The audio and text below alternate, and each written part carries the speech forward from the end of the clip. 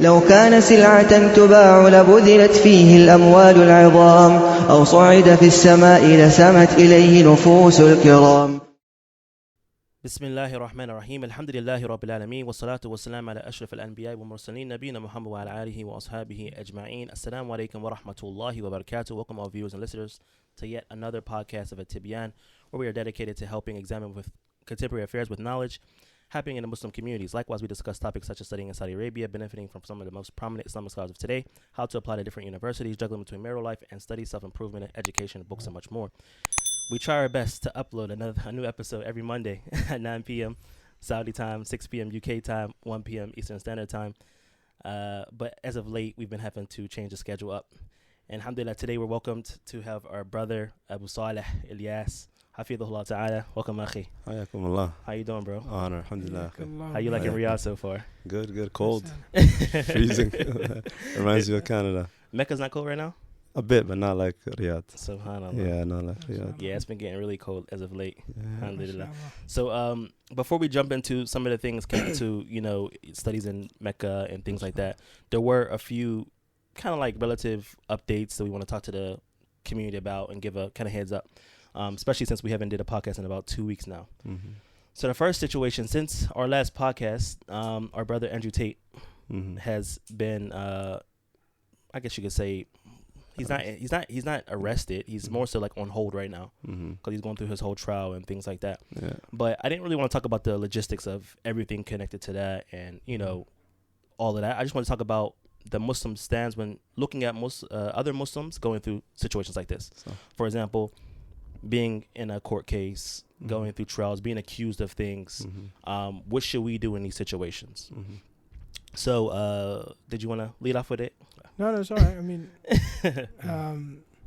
obviously the first thing, Bismillah ala Rasulillah, what comes to mind is the verse. يَا الَّذِينَ آمَنُوا إِنْ جَاءَكُمْ فَاسِقٌ بِنَبَإٍ فَتَبَيَّنُوا أَنْ تُصِيبُوا قَوْمًا بِجَهَالَةٍ فَتُصْبِحُوا عَلَى مَا فَعَلْتُمْ نَادِمِينَ. Allah Ta'ala says that, O you who believe, if a fasiq or someone who is a sinner, includes all of the disbelievers, comes to you with news or information or some kind of khabar, then double check and be sure so that you don't fall into jahala, some sort of ignorance, or you talk by ignorance, or you do something based on ignorance and then you become regretful of what you've done. So this applies to everything, which is that we have to wait. Don't jump to conclusions. Doesn't matter if you already had your preconceived notions against a brother or whatever. Don't fall into that which you'll regret on the day of judgment by speaking without knowledge. Of course, and then you go like also the aspect of talking about it from an assumptions point, right? And in the same ayah where Allah Ta'ala says, "Ya ayyuhalladhina amanu ijtanibu kathiran min adh-dhann inna ba'da dhanni ithm." O you who believe, stay away from assumptions. A lot of assumptions. For indeed, some of the assumptions is from sinful actions. So this is something that I really want to talk about from this aspect, because we've seen this happen in the recent years with different fitnas and things like that. You'll see somebody in a court or being accused of something or whatever the case may be, and then you see people jumping in and they're giving their 2 cents. And this is from speaking without knowledge. This is from speaking without knowledge because you don't have the entire surah. No. Did you have something you want to add to that? I just, what comes to mind also is one of the narrations of one of the Salaf regarding accusing others of things. I don't recall now, but inshallah we'll find who made the actual statement. But the statement was, be cautious of making an accusation regarding your brother that you don't have, that you will not have an evidence for, or something like along those lines.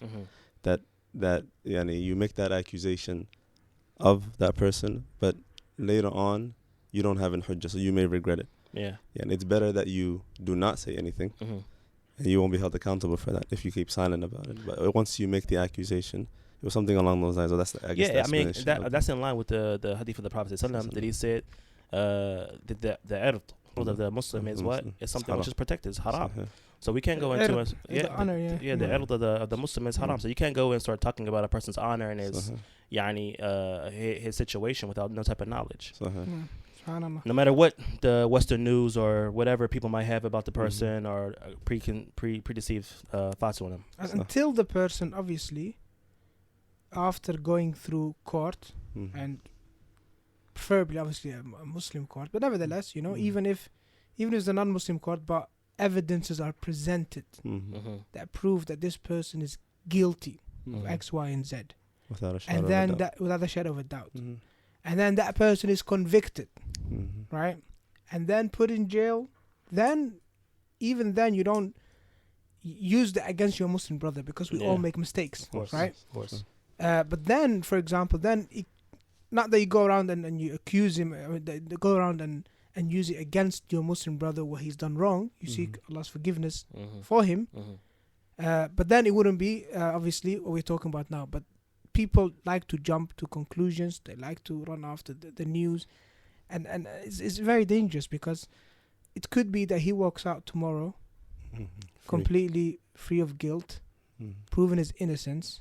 But then you have a whole load of sins to answer for on the day of judgment because of your tongue and what you've said and this lie of yours spreading to the corners of the earth. May Allah protect us. Allahumma ameen. And with that, I think that's all we really have to talk about on that subject. And I want to move on to the next thing, which was, I'm not sure you guys seen, throughout the week, there was some tweet going on. I put it on screen right now. It's from the Ministry of Hajj, Wizara. And it talks about the ilgha, shart, cancellation of the immunization of the, for any type of things and requirements in Hajj. So you don't need to get shots and things like that. But I don't know, is that actually true though? Because I looked up something else, and it's like on an official website, and it said that they do still need it. Not only do they still need the COVID, but they actually need everything as far as for Hajj. Yeah, the immunization like flu and things like No, that. I don't think they'll ever get rid of those things that were already there pre-COVID. Those are probably still there. Yeah. I think this relates to COVID immunization. Because they got rid of it in general, right? Before Hajj. They got rid of having to show it. Have to show your immunization, like going to the haram and things like that. But would they still need it in order to get visas or things like that? Allah. Well, for Umrah, people have been coming without it now. Exactly. Yeah. Even me, I came on the tourist visa. I didn't need to. Actually, no, I did have to show it. Did you? I had to at the airport, but like Saudi canceled it. So what I knew is they didn't require it, because when I came to Saudi, they didn't ask me. Yeah, Canadian airport, but they just don't have it updated. That was the issue. I actually almost missed my flight. Really? Because was of that Saudi Airlines? Airlines? The mix-up. It was Etihad Airlines. I was stopping in Abu Dhabi, and they asked me, and I said it's canceled. It doesn't, and they didn't have information. They contacted. Alhamdulillah, I got to the airport early enough, but they contacted Abu Dhabi airport, and they said it's fine. Okay. And that's how they let me get on the plane.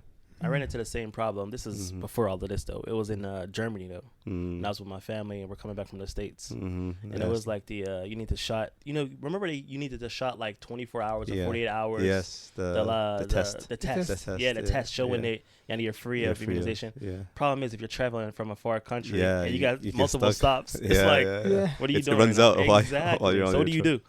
So they had to call and double check on that. And alhamdulillah, times are over.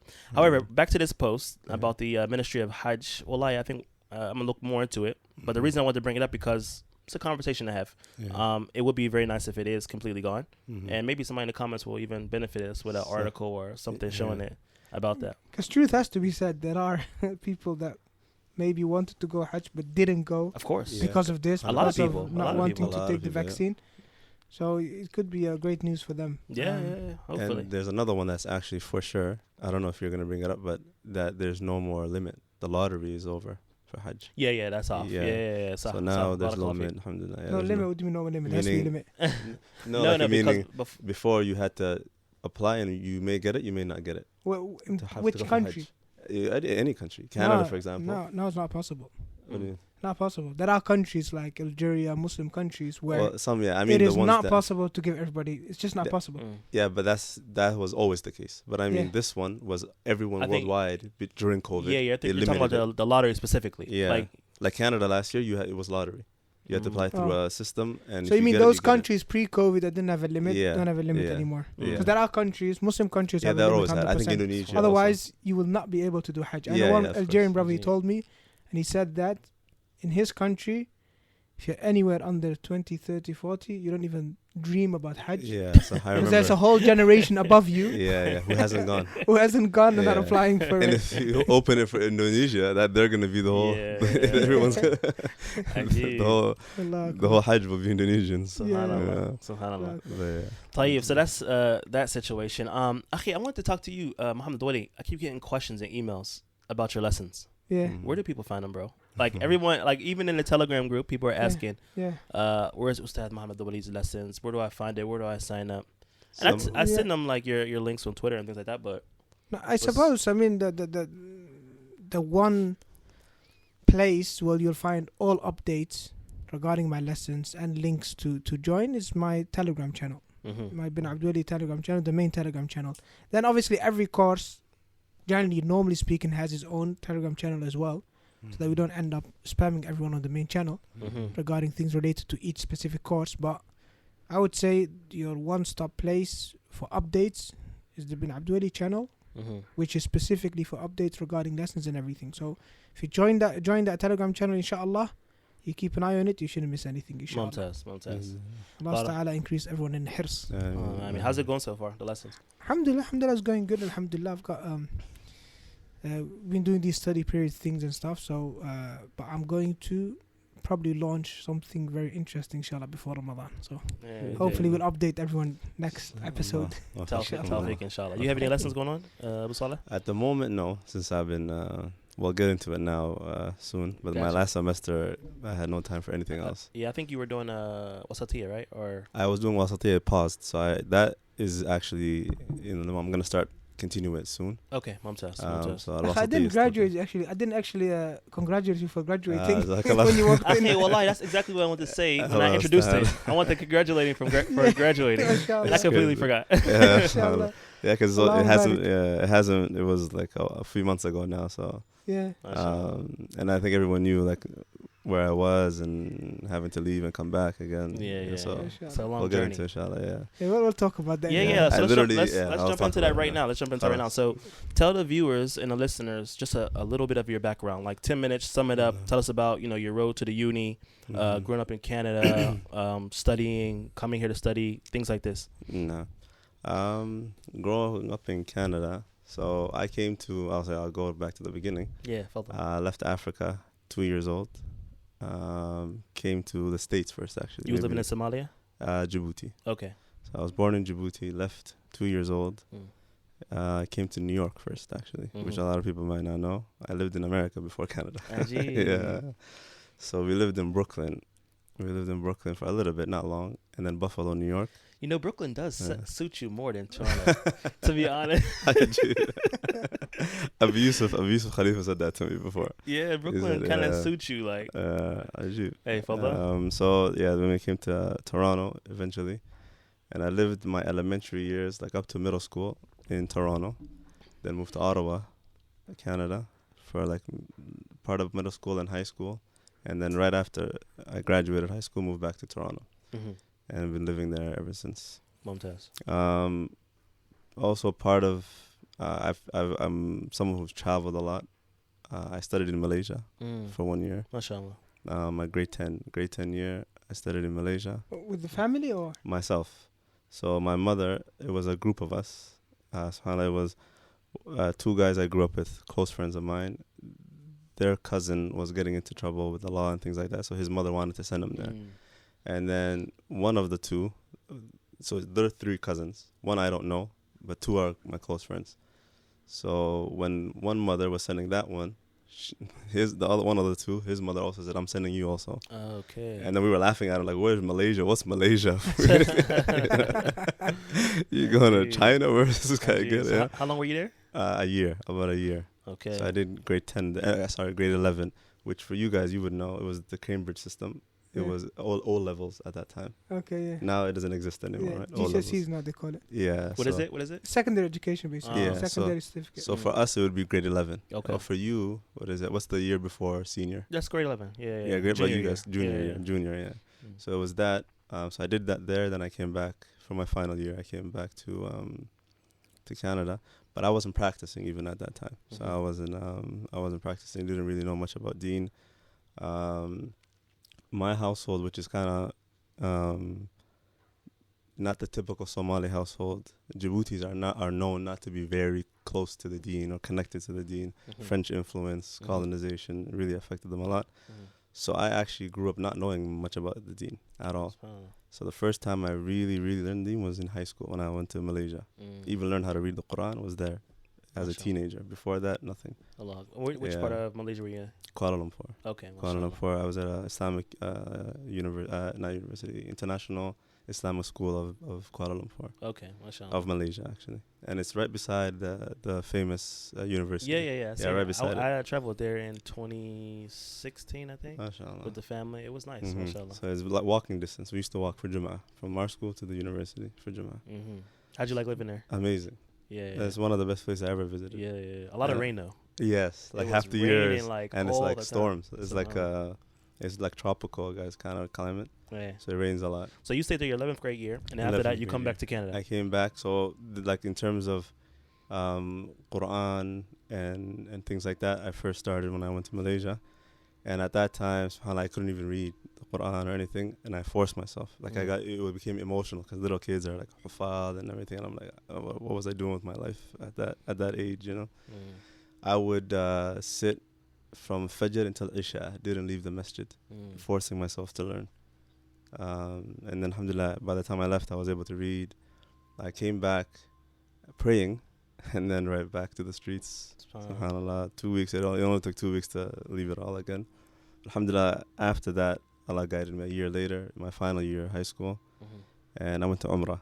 I went to an Islamic school at that time in Ottawa, Canada, and came for Umrah for the first time. What year was that? That was 2007. MashaAllah. And then how'd you get connected to studying in the... So yeah, it leads into that. That's when I first heard of anything called Medina University and everything. On that trip, we visited the university. And I'm like, you learn Islam like in the university? I was confused. I didn't know that existed. You actually learn, like I knew you go to a class in the masjid. I knew that much. Or a lecture. I knew that even growing up. But I didn't know there's an actual university where you get a degree in an Islamic, you know. So that was my first eye-opener to that. And then after that, I really wanted to go into, apply to the universities. And you came here what year? I came here 2013. But before that, so that year after I graduated, that was when I moved back to Toronto. So at that time, I actually wanted to go to Damaj. I wanted to go to Yemen at that time. That was the only thing I heard about, like in terms of, studying and your whole life dedicated to studying and everything. But I had younger siblings. I'm the eldest in my family. So I asked one of the mashaykh at that time, would it be okay for me to go? He said, not until they're like firm on their own, because now they follow you. You go to lectures, you go to durus, you go this and that, they follow you. But if you leave, you will lose them. Meaning back in the community in Canada. Yeah, in Canada. This is in Canada. I was 18 at the time. I wanted to go at that time, but I stayed. I worked, just helped the family and things like that. Then eventually I prepared my papers and gave it to a student that was studying in Medina at that time. I gave him Medina, and like back then there was no online applications, right? The old school way, a lot more simpler, especially for Umm al Qura, Ustādh. And I made basically the documents are all the same, but the application paper is the only difference. Medina and Umm al Qura. So I gave that brother the documents. SubhanAllah, from the qadr of Allah, he gave my papers to another student who was a graduate of Medina at that time. He gave him the al Qura documents for Medina and the Medina documents from like basically switched them. Yeah. So Medina got my al Qura application and al Qura got my Medina application. But that brother came for Hajj in I think it was 2012 or 2011. He came to Mecca and he met with Shaykh Wasiullah Abbas, and he gave my Medina application to Shaykh Wasiullah Abbas. Okay. And he applied for me, subhanAllah. MashaAllah. Through Shaykh Wasiullah Abbas. That's how I got accepted, subhanAllah. Inshallah, Yeah. Sheikh will get all the reward, inshallah, everything you do. May Allah reward him, subhanAllah. Ameen. And I didn't know who he was at that time. Yeah. Later on, when I got accepted and found out who he was, subhanAllah. Did you let him know, like, Shaykh, you turned in my paperwork? SubhanAllah, I never did. You gotta let him know. And he taught me in the Jamia. You gotta We'll get into that. What? Inshallah. He taught you? He taught me. So we'll get into that. But now you reminded me. Inshallah, I'll find him now in Mecca. I'll go visit him. Or even one of the durus. Inshallah. And alhamdulillah. You came the same year, right, Muhammad? Yeah, roughly, yeah. So I got accepted 2012. Oh. But I found out like during that semester, the September semester, 2012.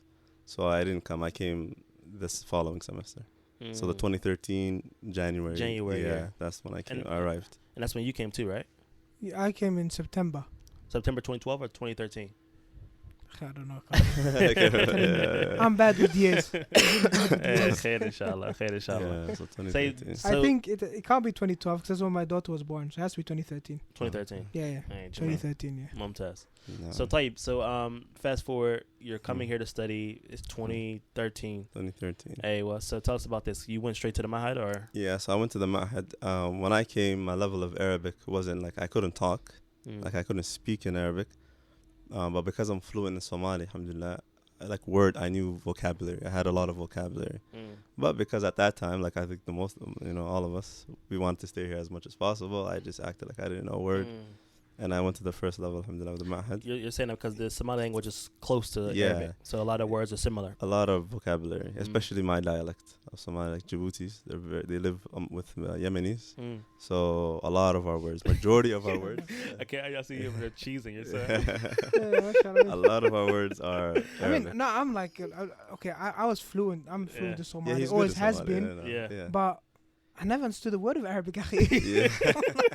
It's subhanAllah, at that, like before I came, I'll mention that I'm interested in languages. I love languages. Yeah. I spoke 4.5 languages. I forgot Malay, subhanAllah. Okay. I'll say I can understand it a bit now, but it's gone now. When I was there, I was fluent. Mashallah. When I was in Malaysia. But so I had, like in Somali, I know the words, but then when I would hear them in Arabic, I would always make the connection. And I write it down. So there was a time I had an Arabic institute that I wasn't teaching, but I would hire teachers to teach. And I made up that for that like Twitter account at that time. I would write words that are Somali, but Arabic origin. And every day I would tweet one. So it showed, like at the end of it, hundreds of words that we have in Somali that they're actually Arabic. But there's so many words, akhi, where they switch 2 letters in the middle. Yeah. Like mil'aqa becomes a malqa'at. Yeah, malqa'at, yeah. And ni'ma becomes like nim'ah. Nim'ah, yeah. So they switch up 2 words, two letters within the word. And a lot of things, like there's like a qawa'id, like education. Anything education is Arabic. Anything connected to education. Qalam.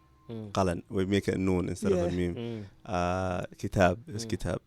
Jami'a is jama'at.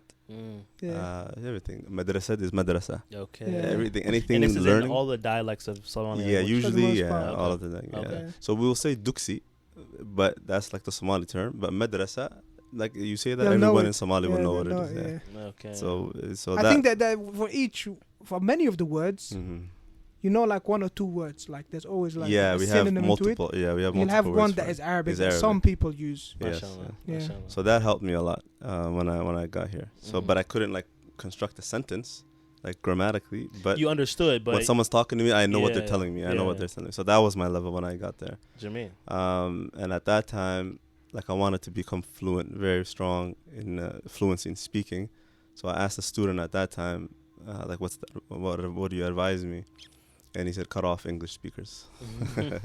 Do not mix with English speakers. But my problem was, I don't only know English. I know Somali, I know French, and I know English. But when you were going to Umm al Qura, was there a lot of English speakers there? No. It seemed like... So that was what helped me, Yeah. was good. There's one brother, Abdul Rahman, who...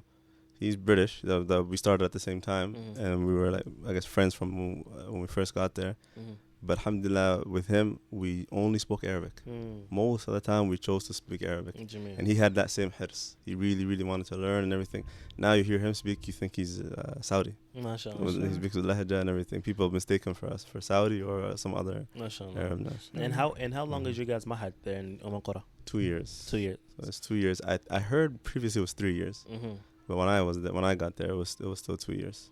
So 4 mustawayat. 4 mustawayat, yeah. MashaAllah. And Umm al Qura has its own book that not many people know. Like, you guys have a curriculum here. Yeah. Saud, Medina books, famous. Alexa uses Beni Yadayk, right? We used to have our own. There used to be a curriculum they used to have before, but now it's Beni Yadayk. Okay. Now it's Beni Yadayk. We have Kitab al-Asasi. So Kitab al-Asasi is Umm al Qura's book. People know the book, but they don't know it's Umm al Qura's curriculum. Okay. Written by faculty in Umm al Qura. I don't know. I'm not sure anymore. But they actually updated it. I think it is, because I remember when I left the Ma'had, there was like a lajna of professors, like a committee of professors that were chosen to update it and make it a more modern one. So the book that, like when I studied, it was like from the 70s. It was so old. Ajib. But they made it now into like 4 books. So each level has its own book. And it's like color and everything. It's more modern. So I think it's very recent they did that. MashaAllah. So now, as far as the Western students, you said you was told to stay away from the Westerners, the English speakers. Yeah. Now, Western and students, Somalis, how many, and French, all of them. Anybody who would take you away from the Arabic language. Yeah. So with right now, is there a lot of Westerners in Umm al Qura? Like it seems like Umm al Qura is the only university where it's like barely any, right? No one knows anything about what's going on. Yeah. How to apply? Where's the acceptance list? Even when us, do they let it go? Even us who study there have no idea. But I've tried a lot to try to speak to the admin about one thing. I don't know how it is in Imam Saud, Medina, even in King Saud, but al Qura, the Ma'had and the Uni are actually 2 separate entities. They're not connected. So when you get accepted, you get accepted to the Ma'had. It doesn't necessarily mean you'll study in the Kulliyah. Yeah, we get similar. For us as well, yeah. Okay. I mean, it is in the university campus. Us is 2 separate campuses. Okay. Separate campuses. Completely separate. You know, no, but that's the old campus, though, right? But it's still the Ma'had. The Ma'had's there.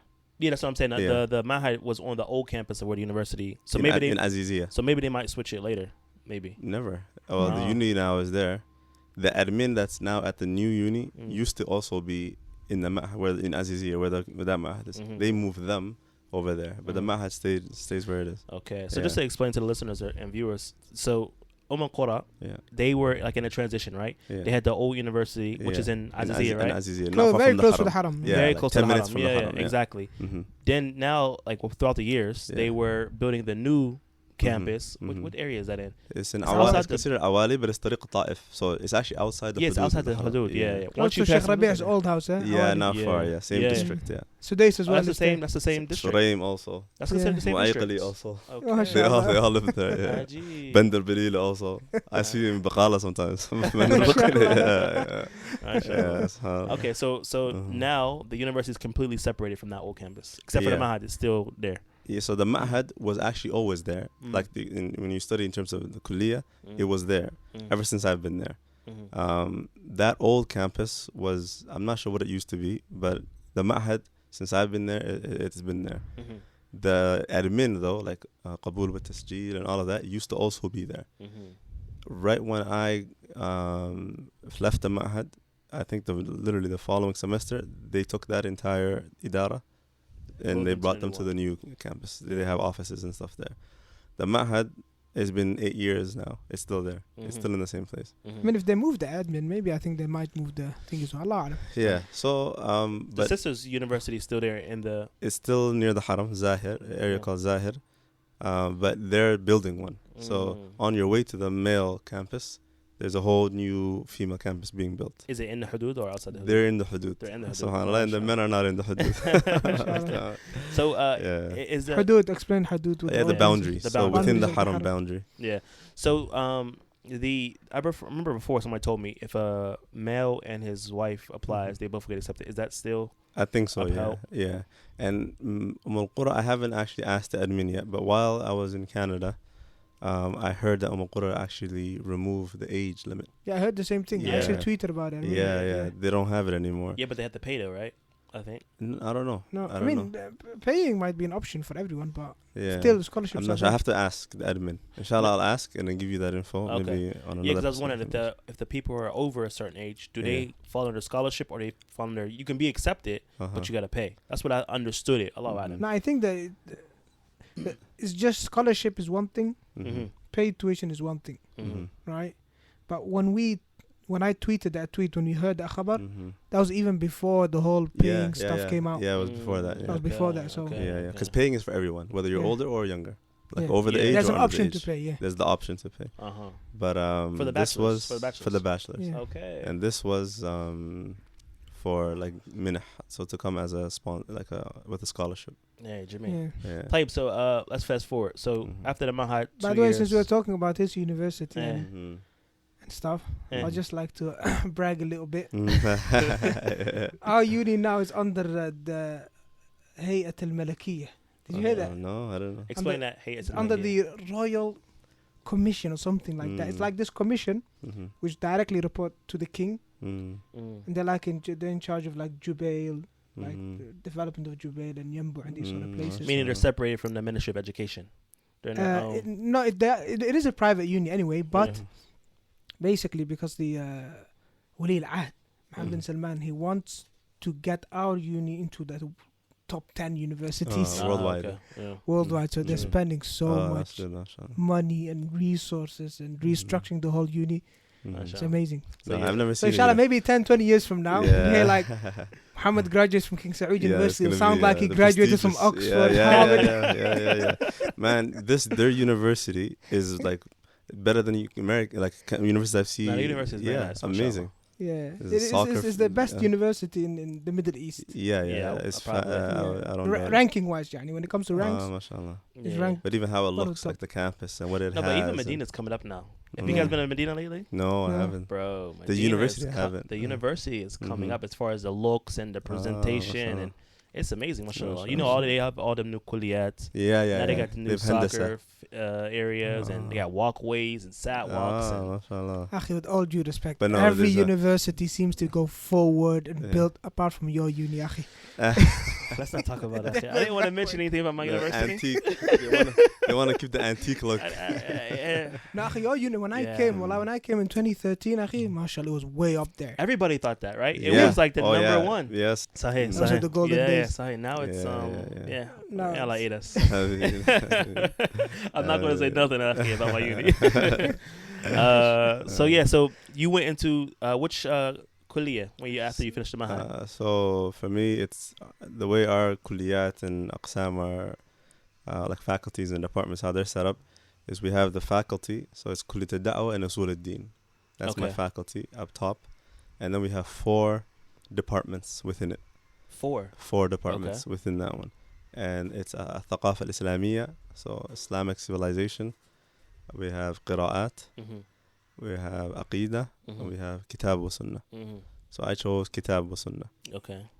Kitab wa sunnah, usually your main courses, you study aqidah, you study fiqh, you study all of those things. But then you have what you focus on, the concentration is on hadith and like science of hadith and Umm al Qura. So one more time, you said qira'at, hadith. So not hadith. Is kitab sunnah. Yeah, kitab sunnah. Aqidah and thaqafa al-islamiyya. Thaqafa, which is like pretty much da'wah. It's basically da'wah, like Islamic civilization. You learn aqidah, culture. You learn like marriage in Islam compared to other religions, those type of things. Okay, Jay. So you had some hiccups along the way, I think, right? Oh yeah. So I don't know if you want to expand on that, or maybe even give some advice on for other students not to fall into certain things, or I would. Well, me, it started earlier in the degree, and then it kind of all built on each other, which led me to why I got into the situation I'm in now. When I first started the degree, we didn't have any rule that said you have to finish by a certain time period. Like if you stay in the kulliyah longer than this amount of time, you can't finish. So I was taking my time. I even took ta'jeel 1 year, got married, and came back after a year. And then at that time, I brought my wife. We were living in Jeddah. I was taking 3 classes a semester, 4 small hours, little hours. Chilling. Cruising. So you subscribe to that ideology because because there are students. When students get here, there's 2 different ideologies. There's the ideology that says, to prolong my stay here in Saudi, I'm just gonna take my time and spend as much time in the ma'ad as possible. Take it from easy. the first level. So I can stay as long as possible. I've even seen some people repeat mustawiyat purposely, because they want to stay longer. So that's one philosophy, right? But the one that I had from the beginning was work hard. Obviously, everyone's working hard, but try and finish as quickly as possible. So you can do your masters and then as quickly as possible, and then your PhD as quickly as possible. Because what I noticed is, and truth has to be said, is that a lot of the brothers who take this approach don't finish.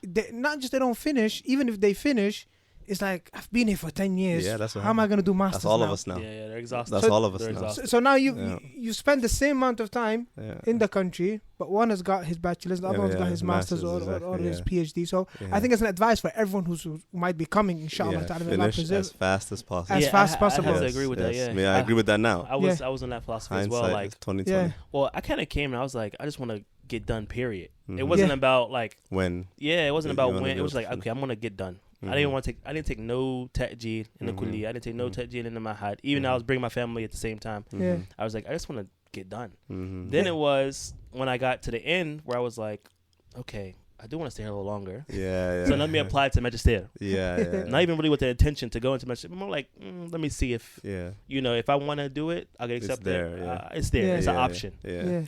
So then once the Kabul came, I was like, talk to Mhm. family. Yeah. Khalas, let's Yeah, stay. Yeah. Yeah. Because I know one brother now. I think it's a Somali brother. Mm. Mhm. Literally came to the ma'had. He knows Arabic. Uh, The guy's fluent. Yeah. And then he's like, ga, ga, ga. And he like literally fails the exam on purpose. man. But the doctor, he kind of like, he's like, he knows what he's doing. Yeah. You know what I figured it mean? out. Yeah. he could tell. And he's like literally for the first 2-3 mustawiyat, like literally trying to live a different identity. Yeah. Acting throughout the whole man. Acting like he doesn't know the language. Yeah. You know, he knows the language. Man. And then the katra kind of like clocking on like, Mm. hey, Yeah, I never been on that type of philosophy. Yeah. Because I mean, another thing is, like you said, you get to the end and people are tired, right? They don't want to go forward. Yeah. But Burnt also out. along the way, it starts to develop a certain way with you. I don't know how to explain it. I see a lot of people don't finish. Yeah. That's They true. don't Yeah. finish. I That's mean, true. you spend all this time repeating mustawiyat or Yeah. taking your time, but then it's Yeah. like, Yeah, you know what it is for students, because we're foreign students, and while we're studying, we don't work. Like, you can't work full time, not just because legally, but also you don't have the time. Yeah. You're studying full time. How will you and what happens is, if you don't finish on time, you have families. Some of us weren't married when we came here, got married while we were students. What happens? Life just hits you. Yeah. You need to make money. You need to start your life. You need to get settled. So hey, That's always on your mind. that if you bring your family and you do get married, Yeah, it's hard. It's then very difficult. that will accumulate. There's no it'll doubt. accumulate. 100%. That is going to Bills, accumulate. rent, It gets all more of and that. more until you can't do Yeah. anything about it. And a lot of people, and that's why they leave, actually. Most students that I've seen, and very good students, even at Umm al Qura, were they left because of family reasons. Like the wife couldn't handle it, or the kids' school issues, whatever it was. They ended up leaving because of that. The one thing though about Umm al Qura that I don't know about King Saud and Imam Saud, Medina I know for sure isn't like that.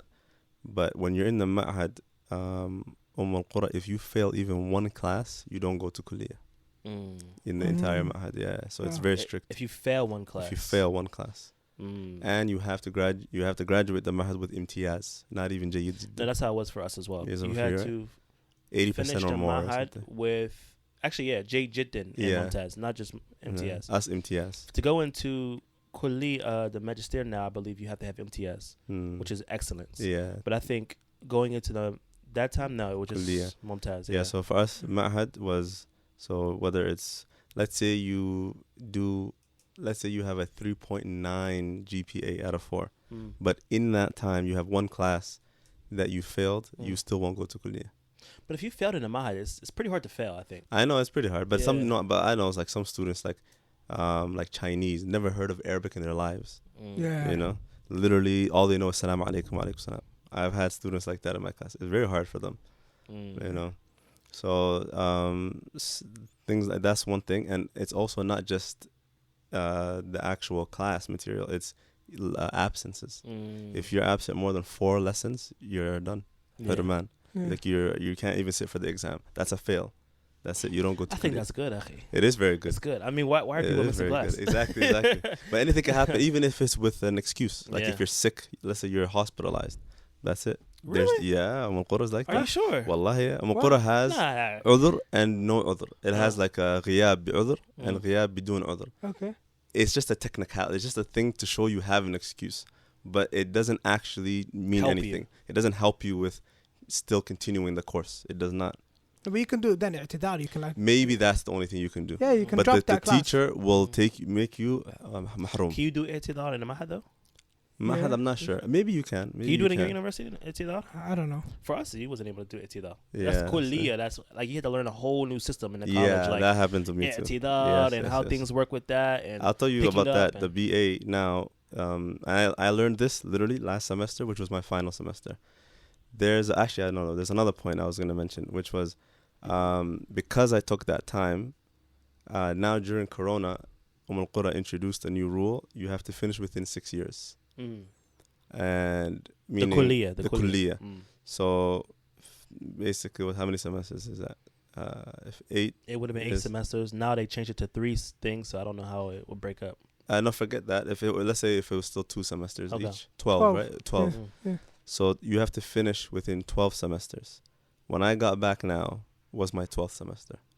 So if I don't graduate, if I don't take all my final classes that I have, I'm done. And the thing is, there's also a limit of how many hours you can take, how many courses you can take. Yeah. So they weren't even allowing me to take the courses. So I was 2 weeks running around just to be allowed to take the classes. Yeah. So if you don't finish all your classes, I don't graduate. you There's don't no point of graduate, studying. but you're not allowed to take. But I'm not even allowed to take it. Yeah, so I was stuck for 2 weeks running around trying to get those classes to every Amid, every Wakil. So how many classes in total were you taking this 13 courses I took. Wow.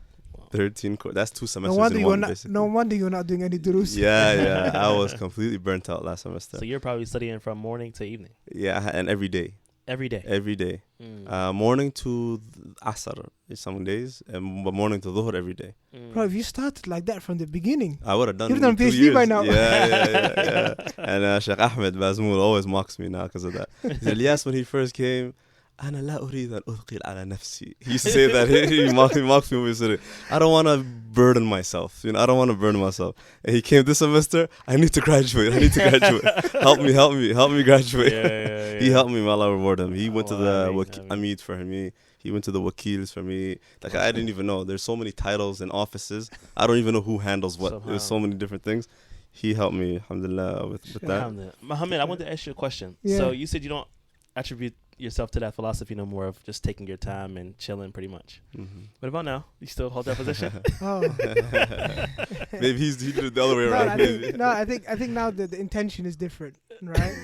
Before I was to prolong my stay in the Mamlaka, but now it's just honestly, I don't know. And I think I was speaking to one of the Mashaykh as well regarding this before, which is, should have I started teaching really and then go online and durus and YouTube, because it's just really, really difficult. Once you open that door of yallah, I want to teach the people, and when you see the need that the people have for Islamic knowledge, and also how appreciative they are, really. I mean, honestly, subhanallah, yani you teach some people they message you, they say, subhanallah, Ustadh, I was struggling with my iman and I'm so happy now and I'm close to Allah. Some people they make dua for you, and it affects you. It affects you, and then 100%. you just literally start ignoring everything else. It's difficult. It's really difficult. So now, really, my masters, I mean, I think it's been over a year, akhi. I haven't really touched on it. And he keeps on asking me every time, okay, where's the risala, where's? And even I think the audience maybe knows, even the podcast. I'm trying to just get you back into it, that's all. No, even this podcast as well, akhi. Yeah. I mean, this takes time. Right now, when you started going back, working on your masters and stuff, see the effect it had on the podcast? 100%. I know for a fact, if I turn back to my masters again, the durus are going to take a hit. So now I'm just trying to... Go ahead, I'm sorry. I'm trying to leave with a bang. So inshallah, moving up to Ramadan, do some amazing things in Ramadan, and then just disappear. Yeah, inshallah. I mean, even the podcast, how did it get started? It got started because I had some problems with my thesis, right? Yes. So last year, I pretty much was doing all the different steps necessary to make sure my thesis got accepted. By the end of the semester, it was accepted. Khalas, I'm ready to write. And this was a long, strenuous type of road trying to get that accepted. I won't go into detail right now, but people who know. So then I come back, and then my murshid is like, we still have to do such and such. I'm like, is this mawdu accepted or what?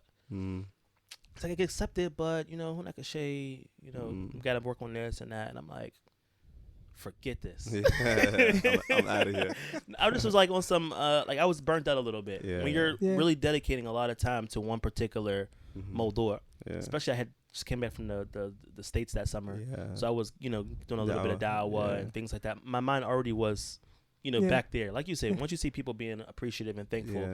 The effect he has some of the basic people, things. Some of the basic things, like did we study? Yeah. We think it's nothing now because we heard it so much, right? Yeah. But a lot of the basic things, some people have never heard of it. So when that happened, I was like, constant focus on da'wah. And that's when did I come to you? What did I say? Yeah. How many weeks did I tell you? For minimum? Yeah. 12. 8 to 12. 8 right? to 12. I was like, okay, 8 to 12 weeks, we're going to dedicate ourselves to this podcast. Yeah. Are you in or out? Yeah. And what is 8 to 12 weeks? That's the entire semester. I gave up the entire semester. That's it. Forget it. No, nothing. Yeah. So, but now, I mean, obviously, I got to, start getting back into it. Otherwise, no, akhi, it's true. Like, there's absolutely no doubt. Look, akhi, studying at university is beautiful. It's nice. As a matter of fact, it allows us here to stay in this country and our students, our kids to study in Muslim schools and be in Muslim country. I agree. But having said that, akhi, wallahi, there's nothing more rewarding, akhi, than teaching people their religion and that changing their lives. Wallahi, nothing more rewarding. Of course, it's beautiful. So once you open that door, advice to every student of knowledge, it's good to teach, absolutely, but be aware that once you open that door, it will have an effect on your studies. Even right now, even though the schedule's messed up with the podcast, we're still being kind of consistent, Yeah. Maybe every other week, maybe once a month, something like that. Whatever we can do. Because what we know that it's important. And we know that, there were just people, like yesterday, 2 people actually messaged in the Telegram group saying, what happened to the podcast this week? I get the message from my mother-in-law all the time. Where's the podcast? You didn't send it. I think you forgot to send it. So it's important, Now, getting back into your background. So you was in BA, you finished in Kitab al-Sunnah. Yeah. That was last semester you finished, right? Yeah, this past semester, end of November. Jameen. The thing about the rule change, right? When I was basically stuck in Canada because of you were with me. Corona hit. I got stuck in Riyadh.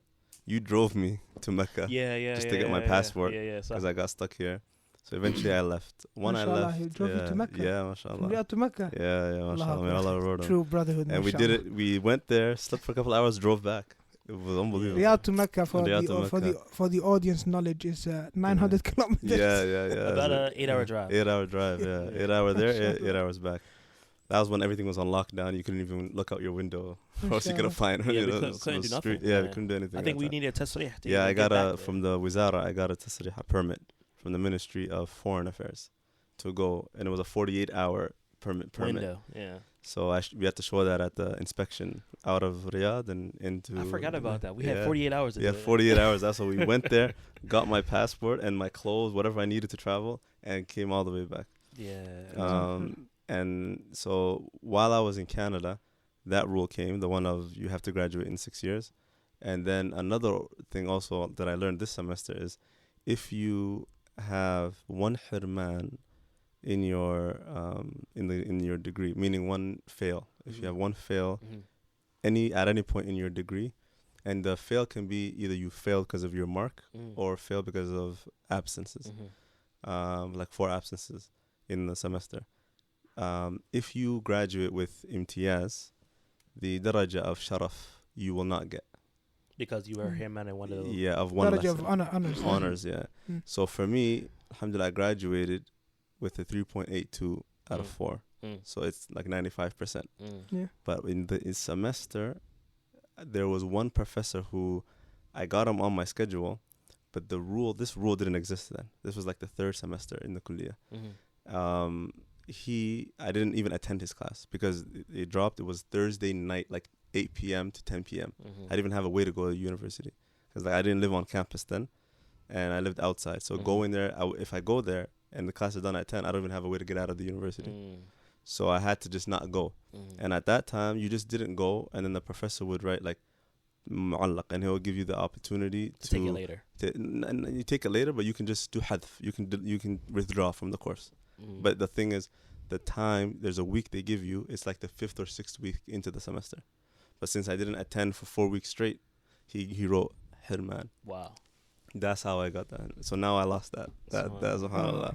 So these rule changes, that's like what happened. What to point out is why it's important to just finish as soon as possible. Because the issue rules is change. No, things just there's change. nothing wrong with the rule changing. All right, things get better. But the ajib thing is, You bring in a rule and then you apply it retrospectively. Yeah, to Like, someone who, okay, I mean, exactly. I've been here already 7 Yeah, years. What do you mean 6 exactly, years? Exactly, yeah, exactly. That's one. And Yeah. this hirman, like I could have probably done something about it then if I knew this rule, or if you Yeah. introduced this rule then. Yeah. Yeah, Alhamdulillah. alhamdulillah. At It's the end good of the to, day, you know, one thing I didn't know until I probably got maybe to like Ustaadh Thamin, or it might have been either Ustaadh Thamin or it might even be in the first year of Magister, which was to look into what they call the deleted talib. Oh, yeah. This is pretty much the rule book for everything in the university, the rules. And Yeah. and also different marhalat have different rules. Yes. So yes, yes. the mahad will have certain rules, Yes. plus the bachelors will have a certain Yeah. rule, plus the magister will have a certain Yep. rule, and doctor, etc. Yeah. This is something I think is very important for the people to You really know, get connected to, because this I is- learned a lot of things in it that I didn't know about. this is how I learned these rules. Okay. Last so- semester they did one of the like what is it, qa'at, the like auditorium or whatever, some Yeah. place where they do like conferences or Yeah. things like that in the Yeah. university, designated for that. They did one specifically about this, telling the students all the rules of the university, because they come to the admin, they want something done, they're not even at the right place. Go to Yeah. that guy, go to that guy, go to that guy. And So they got tired of it. Yeah. So they did that. I didn't attend in person, but I listened online. Mm. They had a link and they did it online. It was like 3 hours. Mm-hmm. I was like, was I even studying in this university? I was so lost. The thing is, I like, didn't in know any of defense of the these- so many of students, these in the rules. defense of the students, it's Yeah. really hard to really figure out if That's you the don't thing. have nobody Exactly. to connect you to these Exactly, things. exactly. Because even, I mean, you might have somebody who came before you, right? Yeah. But even they might not know. They might not know, and lot of people the don't rules know. changed maybe And the since rules they- might have changed. Yeah. Yeah, so alhamdulillah. So Tayyib, so tell us generally, like, what is life like in Mecca? Like, you spent these Yeah. years there studying. Yeah, Mecca obviously is the best place in the world. 100,000 yani reward for every salah, 100,000. The haram, umrah, whenever you want. Hajj. Now with the tasrih, but when I came there wasn't the permit, those permits and things didn't exist yet. But yeah, in terms of ibadah, obviously it's the best place. So here you would study and everything, but a masjid is a masjid. You know, there's durus and everything, but a masjid is a masjid. There you have both of, the best of both worlds basically. You have the durus and everything, but you're in the haram. Yeah. You're in ibadah, 100,000. It always seems so busy in Mecca. Yeah. Like, did that ever affect studies? Like, It does. Sometimes you're just like, I don't want to go to the haram today, because the time, the season is like yeah, packed. Yeah. Sometimes it's so packed they don't even let you in, and that has happened so many times to me. Like you're going there for a lesson. The lesson is between Maghrib and Isha, and if you're not there like Asr, when it gets closer to Maghrib, they just don't let people in anymore. And you're just like, I'm here for the dars. Sorry, you have to, you have to go back. Does the university provide like transportation from the uni too? No, we don't have that. So you guys have to pay taxis. Yeah, we pay taxi. So Wow. Umm al Qura also is a lot different than other places. Here, like Shaykh Fawzan's durus and stuff, they would give you guys buses and stuff. Umm al Qura, they had one time temporarily like a mini bus whoever wants to go to the haram brings them back, but no, we don't have that. Because So- Medina's got buses all the time to the haram. To the haram, Yeah. yeah. But no, Umm al Qura doesn't have that.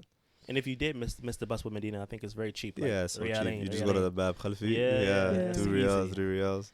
So what about the Yeah. acceptance list? I mean, is there a way for students to figure out, when's it coming out, what's going on? I think you put something out recently, but you said Yeah. they had like old names from people who. Yeah, so Umm al Qura, and this is something that, inshallah, when I go back, I want to talk to them about. Like, they don't have a system where you can find out online. And their website is so confusing. I don't even know it. And everyone who asks me, like, how do I apply? How do I this? So I've never used it. When I got accepted, I didn't use this platform. So I don't know even how to help The students. system is new. Yeah, the system is new. Like applying online, getting a number, following up. I have no idea how that works. But once you get accepted, it's literally the list comes out, but it's at the uni. So it's at the administration office. So a student from your country has to get the names and then find out where you are, or like contact you. 1 minute. If you even applied online, give your email. You Yeah. have an email. No, so I don't know about an email, but you have a number that you can access, and it tells you like the status. So applied, under consideration, this and that. And then if it says accepted, that's from the uni side. But then it has to get accepted from the Ministry of Education also to get the thing. So that you won't know. So then if you don't know Arabic or anything, how do you contact the university? You guys don't have like a mandub system or anything? We don't have that. So and there's that's nobody. a problem. So there's what's the communication from the administration to the students? So what I've been doing, and there's another brother also, Abu Muslim, what we do is we literally just take the names and try to contact these people. That's it, like on our own. No one even tells us to do it. I would go and say, I'm a Canadian student. Where are the Canadian students? And take their names and contact them. If they have emails for them, I'll take it. If they have numbers, I'll try to contact them. That's maybe you can even talk to them about having the mandub system. Having that's somebody what I like who's pretty much a representative for that country. Country or from that's what I want. Because this helps as well. SubhanAllah, there are no Canadians though now at Umm al Qura. Ajib. Not so one. you're I was, and you know what's crazy? I don't know why Umm al Qura for years there was a big gap where no one was accepted. I don't know if it was because what they used to tell us is that the ministry has like conditions before they can bring new students or issue visas for them, and the uni has to show that there's rooms for them to stay in, like dorms, space in the dorms, and then because students like me who are staying too long are there, so it causes those students to get delayed, or the new accepted students to get delayed. So maybe for like 3-4 years, there's brothers who were accepted. I remember there's one brother from Holland that I helped get there. He was accepted for 4 years before he even came. SubhanAllah. And he contacted me through Twitter, and I alhamdulillah helped him. He came eventually. Wow. But that's the delay. Like they don't come if there's nowhere for them to stay. Ajib. Yeah, So what was it like living in Mecca studying with the scholars? You told us about in the Haram. Is that where most of the scholars were teaching in the Haram, or do some teach outside of the masajid? So when I first came, alhamdulillah, there was a lot of kibar that were teaching at that time. Some of the major scholars, elder scholars. Alhamdulillah, when I first got there, such as I'm sure the audience wants to know. It's good, yeah. You mentioned Shaykh Wasiullah. Yeah, Shaykh Wasiullah was there even before I came. But when I got there, Shaykh Muhammad rahimahullah, al-Ethiopi, he started in the Haram. So like I was there for a couple of months and he started in the Haram. MashaAllah. So alhamdulillah, as soon as he got there, he was teaching Wasatiyya and Nukhba, and I started from the beginning with him. MashaAllah. And now, as you know, the Shaykh passed away, rahimahullah. Allah yarhamu. Shaykh Muhammad Ali Adam. There was Muhammad Ajlan and Abdurrahman Ajlan, brothers. Both of them were teaching. Muhammad Ajlan I didn't study with, but he was there. Abdurrahman Ajlan, fiqh and things like that, he was teaching. I was there. Lum'at al-i'tiqad, he was teaching when I first got there. Shaykh Wasiullah Abbas, usually hadith. Who else in the Haram? Shaykh Yahya al-Mudarris, rahimahullah, who a lot of people who might not know, the Shaykh of Shaykh Muqbil, rahimahullah, the Shaykh of Shaykh Wasiullah himself. He was in the Haram for over 50 years. His takhasus was hadith, right? Hadith also, and he also was a professor in Dar al-Hadith, al-Khairiyya. And in his biography, just a little fakhr for me and Muhammad, he mentions that the last of his mashayikh to have lived was Muhammad bin Abdullah al-Somali, who was from Ogaden tribe, for those who know, like Darot. Somali Shaykh, Somali Shaykh, Muhaddith, was living in Mecca, teaching in the Haram. And Shaykh Muqbil said about him that I don't know anyone in the Hijaz who knows Rijal, ilmu Rijal like him. Wow. He said that about him. It's got this tiny yellow book about the Rijal of Sahih al-Bukhari. Did you see it? Yeah. It's beautiful, very tiny yellow book. But I've never seen any audio durus of his though. So like the Haram records everything, right? So inshallah, one of my goals before I leave here is take it. You can go to the Haramain, either one, and fill the durus with a terabyte if you have a terabyte too, whatever you have, memory. You can take it to them. They'll fill whatever durus you want in there. So they have stuff from 40 years ago, 50 years ago. They have everything. Allahu Akbar. So hopefully they have his durus. Allahu Akbar. So what's next now? I mean, after graduating, what's the next move? Now, how about some of them shaykh that would teach outside the Haram? Sah. Outside. Shaykh Rabi, hafidhullah. When I first got there, alhamdulillah, he was still in Mecca. For about 2-3 years. 2 years and a half approximately, I studied with him in Mecca at his house. He was teaching Ma'alaj al-Qabul. And then there was a private class on a Wednesday, which was a few people there. That lesson, the Ma'alaj al-Qabul class was open. Friday, after Asr, open for everyone. Remember that? If you visited, that I remember that. I've been there once. Yeah, that lesson was nice. Yeah, and it's packed. That one was packed. One thing about the Shaykh, when I went to that lesson, it was an eye-opener because you have kind of like these thoughts before you go in, right? Especially coming from the West, right? Of course. That it's just going to be like about this person or that person, the case may be. When you get to the Shaykh, was just going in on Ma'alaj Qabul, book of Aqidah, right? Going in on it and just explaining it really nicely and it was beautiful. Yeah. I'm like, Yeah. mashallah. I tell people all the time, Shaykh Rabi', the notion I had of him, although I loved him and everything, Imam, Jarh wa Ta'deel, all of that. When I came there, that was the same thing, the same notion that it's only going to be refutations or something to do with manhaj or 2 years I studied with him. I never heard him mention one person's name. It's fun. I mean, that's 2 years. unfortunately this is the harm that some people have caused Yeah. the Shaykh, to be honest. Yeah. They might think His it's reputation. in his reputation. They might Yeah. think it's in his for his benefit, but it's not really. You're giving the people a wrong impression of the Shaykh, and a lot of people that are maybe even from amongst the Hizbis, right? Some of them, na'am, out of hatred of Salafi, but there are people out there who just they think to themselves, what if your Shaykh is saying and treating people the way that you are, and you took this from him, don't hear about him. Yeah. Some people are like that.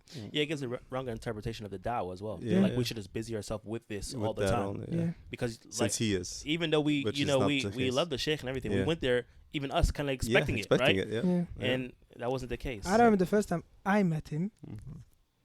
after I got accepted. Mm. Mhm. Obviously, I mean, me and you didn't have the benefit from the Shaykh, or to study under him, Mm. having lived in Riyadh. But I remember I traveled there once with one of the Mashayikh, Mhm. and we went, and this was amazing. Akhi. This was amazing. Mhm. I remember we went there, we traveled with Shaykh Adil Mansour from Riyadh, went to Mecca, No. and we went to Shaykh Rabi', and the Shaykh introduced was me and another brother. Mhm. And he's like, okay, this is Fulan, and this is Muhammad, studies at the Ma'had. Mhm. Literally, that's like my first or second year. Mhm. Actually, it has to be my first year in the Mamlaka, Yeah. because I had done Ma'had only for 1 year. Mhm. I'm only here in the country for a couple of months. Mhm. So then the Sheikh's like, okay, pray Maghrib and we'll see each other. Mhm. We'll see each other Maghrib Salah. A small masjid. Yeah, small masjid, yeah. Mhm. And that was just Asr time. Mhm. So we went, we slept, and we came Maghrib time. Mhm. When we came there Maghrib time, Sheikh called us over, and he's like, Adil, when is Shabab? Bring them. Mhm. We came, and he's like, please excuse me for not inviting you to the house, Mhm. and I'm really, really busy. And I'm like, what stuck to me is, wait a minute, Yeah. Talib Ma'had, Yeah. absolutely no one. Yeah. And here you have the Shaykh Yeah. saying to you, I'm sorry for not inviting you to my house because I'm busy. Yeah. And that literally just stuck with me, subhanAllah. Yeah. That tawadu and the adab, that just stuck for me, akhi. Until today, I'll never forget that. Yeah, subhanallah. And that's the Shaykh. But then the impression you get from Yeah. some people is... Yeah. Allahu Akbar. And the Shaykh is, what happens is people, especially in the West, they don't know his actual ilm. Like if you were to ask the average Salafi who's been affected by that type of da'wah, what is his takhassus? What is the what does Shaykh Rabi specialize in? Rudud, they'll say. Yep. Refutations. Yeah. Ahkam on rijal. Knowing men, that's all they know about him. They don't know he's a muhaddith. They don't know his ilm al-hadith. They don't know he has tahqiqat. Especially ilm al-ilal. Especially ilm al-ilal, yeah. Subhanallah. You know, knowing like the hidden defects in hadith and stuff like. They don't know that that's his knowledge. Even aqidah also, that's his specialty. So he was the Ra'is al-Qism, I think, at He point in was. time in Medina. in Medina, yeah. Of hadith. Yeah. Yeah. Subhanallah. Yeah. Hey, Jazakallah khair. So So again, next, moving forward. What's next? Next, so now I'm kind of in a limbo between this. Actually, sorry, one thing, ma'alish. No. I love the topic about the scholars. Yeah. Okay, those are shaykh that taught you outside the haram, right? Shaykh Rabi, Ahmed Bazmoul, I didn't mention. Ahmed Yeah. Bazmoul, which is probably the one I'm the closest to. Yeah. Muhammad Bazmoul also. Mm. And one thing to mention, Ma'anaj al-Qabul, when Shaykh Rabi left, he didn't finish. So and I was right beside Shaykh Rabi when he was giving like advice or counsel to Muhammad Bazmoul. So that it was the day he was. Sheikh Muhammad Bazmoul. Yeah, Muhammad Bazmoul. We prayed at the masjid. He's not the Mufti of Mecca for those that don't know the Shaykh. now he's the Mufti of Mecca. Yeah. So at that time, Shaykh Rabi was leaving. It was the day he was leaving Mecca. And he was emotional, crying. Muhammad Bazmoul was emotional, crying. SubhanAllah. Oh, that was the orders. Yeah, and I was there. What a sight. And he advised them to unite the Salafis upon the haqq and this and this. And he gave him an advice. And he told him, you continue my book. No. You continue, you finish Ma'arij al-Qabul. And he did, he finished And he it. finished, alhamdulillah. Mashallah. So afterwards, we continued with him. MashaAllah. And, Akhi, one amazing benefit that No. you guys have in Mecca, and also a lot of brothers in Medina as well, is that Akhi, the mashayikh, they come to you in Ramadan. Yes, Kibar. yes. So that as well. Oh, yani, subhanallah. that is a major. the best benefit of Mecca, actually. Yeah. Mashallah. More than even Medina. because Hajj, they have to come. And that is actually where I met all the mashayikh that I've ever met in my They life. teach. In all of the countries, whether Algeria, whether Yemen, whether Somalia.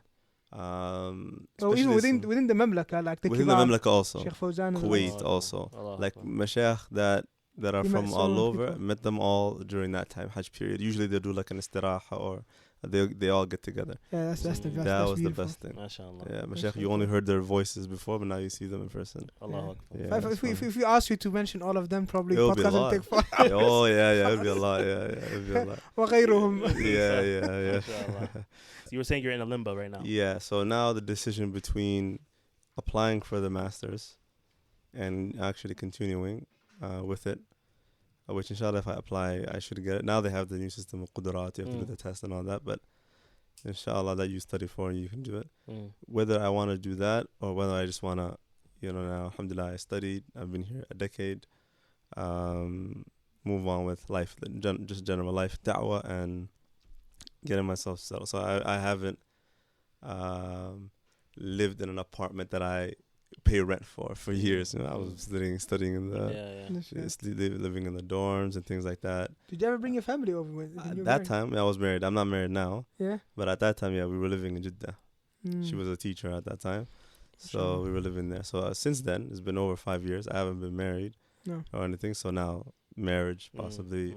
MashaAllah. Working. I'm like as if I'm a beginner. Allah. Yeah. So what are you leaning to? You leaning to trying to apply again? I think I'm going to do like what you did, apply, so that the option is there for me. Yeah, why not? Yeah. If you have the ability to apply, apply. And inshallah, if it gets I think, accepted, make your decision. I applied at our university. I want to apply. That's what I wanted to do.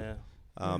Because my son is here. My son is in Riyadh, so I actually prefer to be here. If I can apply to either one of the two, Malik Saud. Malik Saud. Yeah. Malik Saud or Imam Saud, whichever one. I'm sure the brother can help you, inshallah. Yeah, inshallah. If I can do it, I will. Al Qura, there's only one issue right now is the past 2 years they haven't even opened the masters. So I know a brother, subhanAllah, we were like same duf'ah, and because I was stuck in Canada, he graduated before me, but he applied. He did the Qudurat test, the competency test. We didn't even need to do it. I didn't do it. No way. Yeah. Allahu Akbar. Maybe I'm coming here. Yeah. So he did it. He passed it. He did the test for the kulliyah, the actual masters. He passed it. So now that's acceptance normally, and he did the interview acceptance, but they didn't open it. So he got khuruj nihai. Final exit visa. Wow. They just didn't open it because they said not enough students passed the exam to open an actual class, like the manhajiyya, like the the course. So qaddarallah ma sha fa'al. He didn't get in. I know a couple other brothers, they didn't get in. SubhanAllah. So for me now, I've been asking Shaykh Ahmed, like, are they opening it this year? This and that. He said there is, talks that they are going to. So I have to see. Another issue also, and I don't know if it applies to, I think we spoke about it before, but I don't know about Malik Saud, is that Umm al Qura now is paid. Yeah. You pay for your masters now. That's what I was going to say. I was going to say, is it open for the minah for everybody, or is it going straight to pay? So it's still not 100% clear, but what it's looking like it's more so the case is that my qism is based on aqsam, like departments now. So it's not just a one rule, all of it applies to everywhere yet. Now it's happening gradually. So some faculties and departments, like for example, Aqeedah is still free. So if I want to apply for Aqeedah, it'll be free. And I can. And Umm al Qura also is flexible. I can even apply for Sharia if I want. But you have to pass their exam. Okay. So you haven't studied their whole kulliyah. So Aqeedah, same thing. You have to Aqeedah, you have to pass their Aqeedah is a bit easier because it's Aqeedah, and you kind of, if you studied in durus with mashayikh and stuff, the topics are, you should be more familiar with it. More familiar with it. But like usul al-fiqh and deep into that, and fiqh, man hanbali fiqh, and that you might not, you might have to study for a few months before you do that test. But my qism, my department, Kitab al-Sunnah is paid. Wow. And it's 60,000 for the riyals. And is this, I think I asked you before, but is it Risala or Takmili? Risala meaning 4 years spread out, or is it Takmili like Muhammad Abdul Walis? Because I remember before Corona, my roommate was a Moroccan master's student. And I think with him, he was in the manhajiyya that time. And they made that switch. It used to be Risala, and they made it Takmili. So I think it might be Takmili now, because I know a few brothers. You guys know Muhammad Emirati, the brother, the Marathi brother, who's always with Shaykh Ahmed. If you ever go to Mecca, I see him. you know him, right? Yeah. He came here recently, actually. Muhammad Ayub. Muhammad Ayub. He did it last year. He did it. He got a master's, alhamdulillah, from Umm al Qura. He paid. So he paid. Wow. He paid, and it was takmili, if I'm not mistaken. Okay, that's better. I mean, And they remove like for masters and PhD, I think the honors, you get like he got imtiyaz, but like the martabat al-sharaf al-ula, that stuff that doesn't exist anymore. So that might be more proof that it's takmili only. So just to explain to the listeners and viewers, takmili and risala, I think we explained this before when we had Muhammad on the podcast, but the risala is pretty much 1 year of studying, and then 3 years you're on your own. You're expected to do a much longer, in-depth research thesis, which is supposed to be, I think, the shortest can go is 280 pages, up to 900 pages. That's supposed to be the Hajj. Then takmili is 2 years or 2.5 years, where you do studies throughout, I think, the year and a half, I would say. I think it's different in different places. Yours is a year and a half, right? Yeah. I think in Medina Hadith, I think you said it was 2 years, if I'm not mistaken, Muhammad. And then you have a semester to a year to finish your risala, which is supposed to be anywhere from, I've seen as low as 50 pages up to 280 pages. Yeah. So somewhere between there. Long, Actually, when you break it down like that, I think it's a risala then. Okay. Because I remember they only did 1 year. Studies. Okay. And I know the risala, it was about 2 years. I know our hadith program here is risala as well. So you're going to do it for 1 year studies, and then you're on your own. You guys are nerding out, Akhi. So let's move forward. Akhi, may Allah bless you and grant you tawfiq in your endeavors, inshallah. Whatever you decide to do, and grant you success. Moving forward, I had a question for you guys. More so, look at you guys getting off, drinking my water. Get ready. So we don't pass out. I wanted to get you guys' opinion on something I've seen. It's been going around as of lately, and it was a post. And here it is. Here, I'm not going to say who said it or anything like that, because it's been something said by more than one person. So it says it was a tweet saying, telling the youth that working a job is for slaves is toxic and contradicts the teachings of Islam. Some prophets worked for themselves, and some worked on occasions for others, which is also honorable. Strive to be successful, but the most important thing is to earn a lawful living. And then they mentioned the hadith of Musa alayhi salam, or the ayah of Musa alayhi salam working under Shu'aib. Before we even jump into it, and I get you guys' opinion and thoughts on it. I'm not bringing this up to speak about anybody in particular. I'm talking about the mas'ala specifically. The mas'ala specifically in the wording of it. Okay? So I have my thoughts on it, but maybe you guys, let me hear what you guys got to say first. The issue is, first time I'm seeing this. I don't even know what the background. That's why I didn't want to. I didn't want to show you guys throughout the week. I wanted to get you guys reaction right now. So let me read it again. I'll read it slowly and go through it word for word. Telling the youth that working a job is for slaves is toxic and contradicts the teachings of Islam. Some prophets worked for themselves, and some worked on occasions for others, which is also honorable. Strive to be successful, but the most important thing is to earn a lawful living. Okay, well, if I mean, working for someone, what's wrong with that? There's nothing wrong with that. That's what they're saying. They're saying there's nothing wrong with working under someone. No, يعني Musa alayhi salam, like in Surah Al-Qasas, the Shu'aib said to him that I'll marry my daughter after you. على أن تأجرني 8 حجج. You work for me so many 8 years. Or the like. So Musa alayhi salam, he did that, and he worked for him, and he got married and everything. Can't see a problem with that whatsoever. No. Working for yourself, if you can do that, that's good as well. But if someone actually said or is saying to the youth that working a job is for slaves, then this is extremely misguided. This is crazy. What's the proof for that? Where did you get that from? That's extreme. That's extreme. That is. I mean, okay. So is it? Let me ask you a question. Is it possible that every person on earth works for themselves? Yeah, it's not possible. Of course not. That's something normal, and that's how life is, and it's not something degrading. There's nothing wrong about it. Sahih. And I do definitely agree with the ending bit.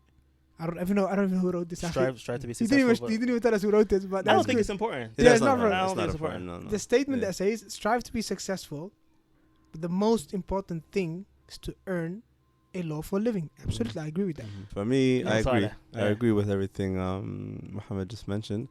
The only I thing, likewise agree. huh? I likewise Yeah. agree. No. I Just to make agree. that clear. If this person just worded it wrong, and what they mean is that it, like, try to strive, or like whoever they're responding to, I guess, to that it's better that you like try to strive, or like if it's an encouragement to try to work for yourself and not always be under. It's like I believe that.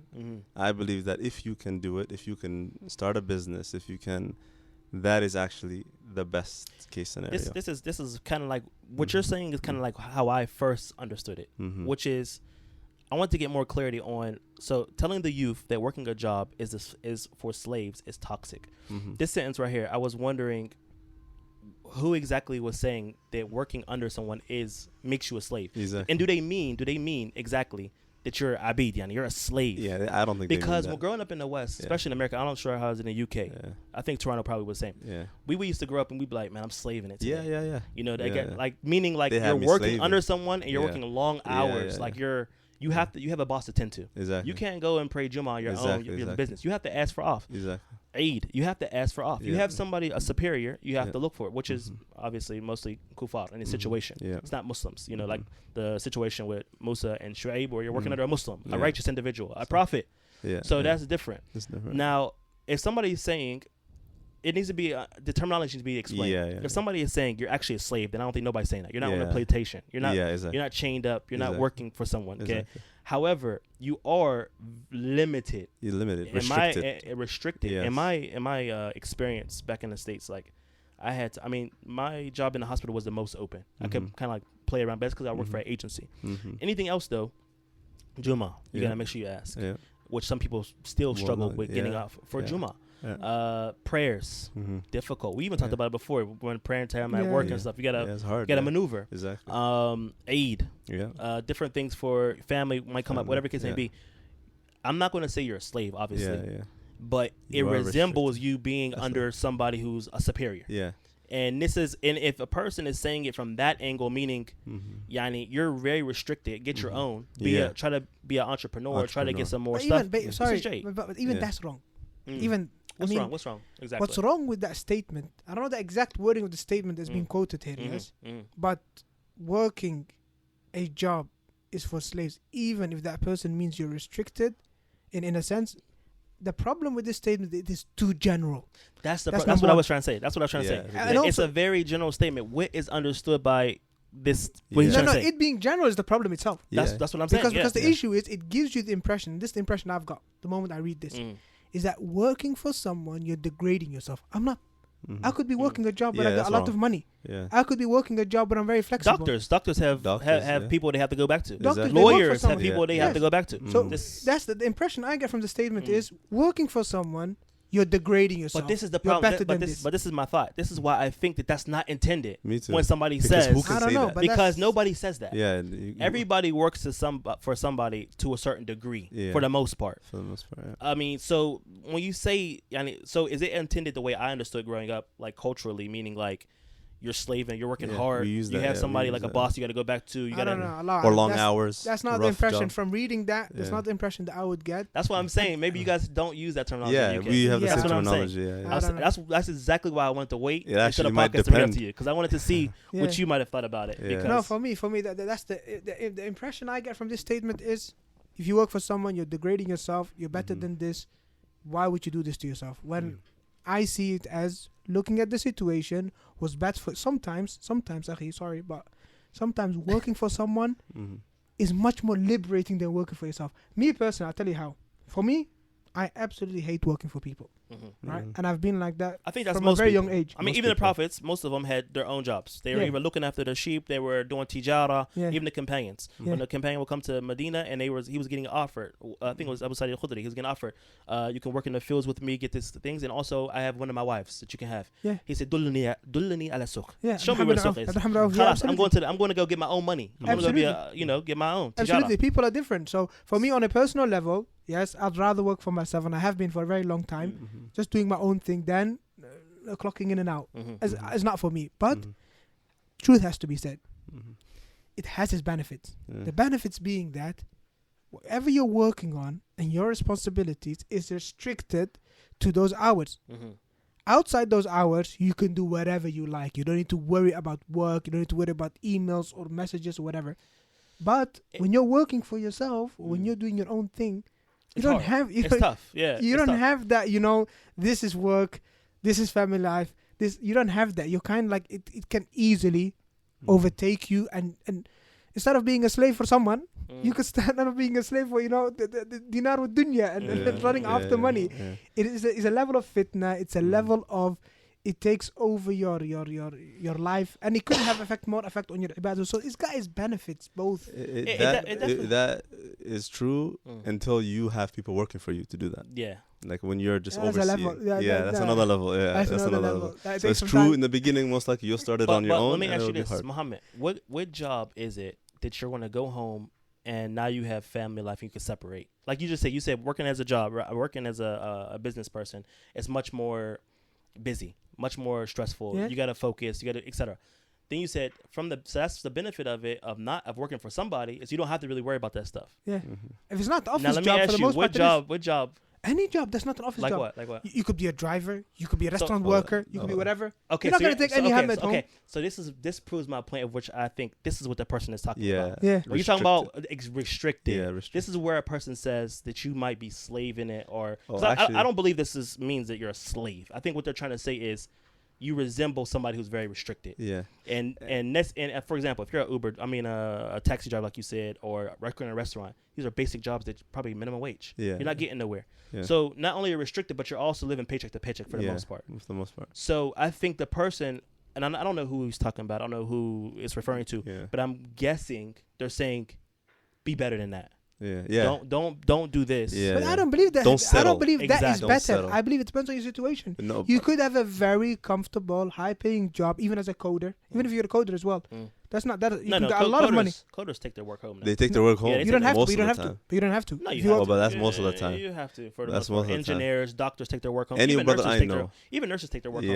If you're anywhere from a mid-class to high-class job, you're taking your work home. The only person who's not taking it home is that low-class individual. Yeah. Which I think this is talking about. I don't know. Any brother I know that works in coding, software engineering, this and that, they have their hours while they're on the clock, kind of, even though they kind of work on their own time and no one's really supervising them. Voluntarily is different. But the thing is, they can't do the job unless they do it on their own time. Exactly. Like there's so much required from them that they have to also take it home with them. Or you might get a call out of nowhere. Yeah, we need this. I remember when I was in the hospital, I'd get a call outside of work hours saying, we need you to come in right now. Somebody just called off. Yeah. You got to show up. You got to go. Another point to the point Muhammad was mentioning, like a counter where you're because the point he made, which is true to some extent, which is you only need to worry about the job in the hours that you're there.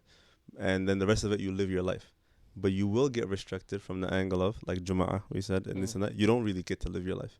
You have to get the permission from them. But even that, I would say it's only, but even with that, I would only say is that's really, really suitable for the low-class jobs. Yeah. And when I say low-class, I'm not saying putting people over another, but I'm talking about the basic jobs that like basic labor jobs. Yeah. They call them like, what do they call them? Blue-collar jobs, right? Yeah, these lower 9 to 5 jobs. 9 to 5 jobs. Them is the only ones where you're going to go home and you're probably going to not have to take your work home. Yeah. Anything up from teacher on up, you're more than likely going to be bringing your work. Exactly, that's true. So you will kind of get affected. But where do we get from that? How do we get into this? Into what? Into what it means. Yeah. No. The question. We're talking about the topic right here about taking work home. Yeah. Because of slave, working a job is for slaves. In a sense that, okay, who said you're free if you're working for yourself? Mm-hmm. Who said, khalas, when you're working, you got flexibility. Some people have this impression working for yourself that you can, like Tim Ferriss, 4-hour work week. Mm-hmm. You need to work up to that. Yeah. It's going to take you 10, 20 years to get to the 4-hour work week. Of course. It's probably going to be more like 60-hour work week. In the beginning, before you get to a level whereby you can relax and be like, today I'm going to work, today I'm going to relax. So even working for yourself in many, many occasions is much more restrictive, much more headache, and it will have more effect on your deen than working for someone. I mean, it depends on the situation, what's on your table, and the options that you have. Hold on, are you saying that a person who has his own business is not as flexible. Is that what you're trying to say? Or? I'm saying you can get. I mean, especially at the beginning, To start it off. it's going to be so much work. You're not going to be flexible. You're going to have a lot of hem and a lot of worry on your mind, and it's going to take over your life. But I mean, we're talking about like just generally, a person right now who's a business owner. Let's say your business is established, okay, and a person now who's working 9 to 5. a 9 to 5. He's a cashier. Yeah. That person who has a job, it's clear he's more flexible. I mean, a person who has a business. But you said he's established. That's a big if. We're talking generally. We're not talking about the You don't become phases. established We're not talking overnight. about the Yeah, but that's phases. the point, though. To get there, you don't get established overnight. But even so, you're getting established. You're still flexible enough to say, "I'm going to Juma. Yeah. I'm going to Yeah, go that pray. half an hour. Prayer came in. I'm Yeah, going yeah. to go pray. But You're not that's on one anyone thing. else's You're clock. not on anybody else's clock. Yeah. Maybe you can go salah. True. Sah. Yeah. You can go salah. Okay. But the question is, you can go salah by your body, right? But with the business, to have khushu' is way more difficult than the guy who's just gonna park over his driver and pray That's salah. true. It's different, akhi. You're physically being restricted. But you And can this say thing- that about the 9 to 5. That That you're both living. things- And I'll tell you, the both hem ways, can yeah. come from the money you make. Or and can the- come from the money you're not making. Yeah, that's what The I'm money saying. you're No, the not little bit. That's what I'm saying. The little you make Yeah. is you're thinking about how am I paying my bills? How am I doing this? How am I doing that? Akhi, I know a lot Which of one is people. more fulfilling? in Yeah, the I know, end? but a lot of people, they want to give the impression, which Mhm. is very misguided and very dangerous. Yes, Mhm. that having your own business is something easy, flexible, not No, easy. chill. that's a different conversation. It's Yeah, not it's not easy. easy. And It has I- its and I don't drawbacks. know anybody who runs a business who's going to say it's easy. No, it's not easy. I was talking to a brother, a Saudi brother. He was like, he was trying to get his business going. He was like, "Akhi, I feel like I got four wives."